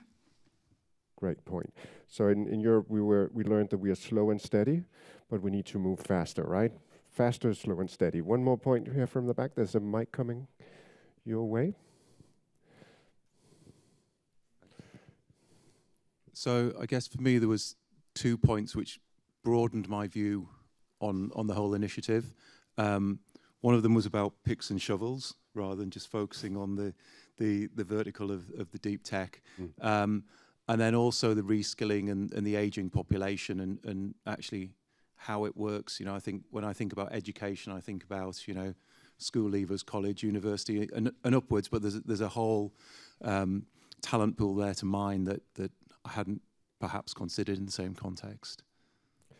It goes for all of us to stay relevant, right? Did we have one more point here and then? Oh, sorry. Yes, thank you, Julie Christensen. I'm from Norway, and I could maybe echo some of the things that already been said. But I take home that we really need to challenge ourselves. But there was one point that I wanted to make, and that was we have talked a lot about crossing sectors and crossing borders, but we obviously need to cross generations due to the demographic development of our societies. And being a mother with a son soon having a master's degree in machine learning, and a mom of 87 who constantly need helps to handle her bank, you know, on her iPad, and being in the middle of this, where should we go? How should we sort of handle all this? And one way is to connect, of course, the young people with the old people. So maybe that is something we should do more, turn it around. Important note there. Thank you so much for helping me with gathering some of the most important takeaways. As you leave, it's important to state that there is a drink and an opportunity more to stay and network just outside before you rush home. So please use that opportunity as well. Before we end here on the stage, I think we should thank all the speakers and the panelists for sharing their ideas and thoughts during the day. And I also think there's a big thank to be made to the EIT team, to Nora Lukaski for setting this up, and also for Celine Carrera and Marta Abuya for making this event happen. A job very well done. So give all of them a big hand.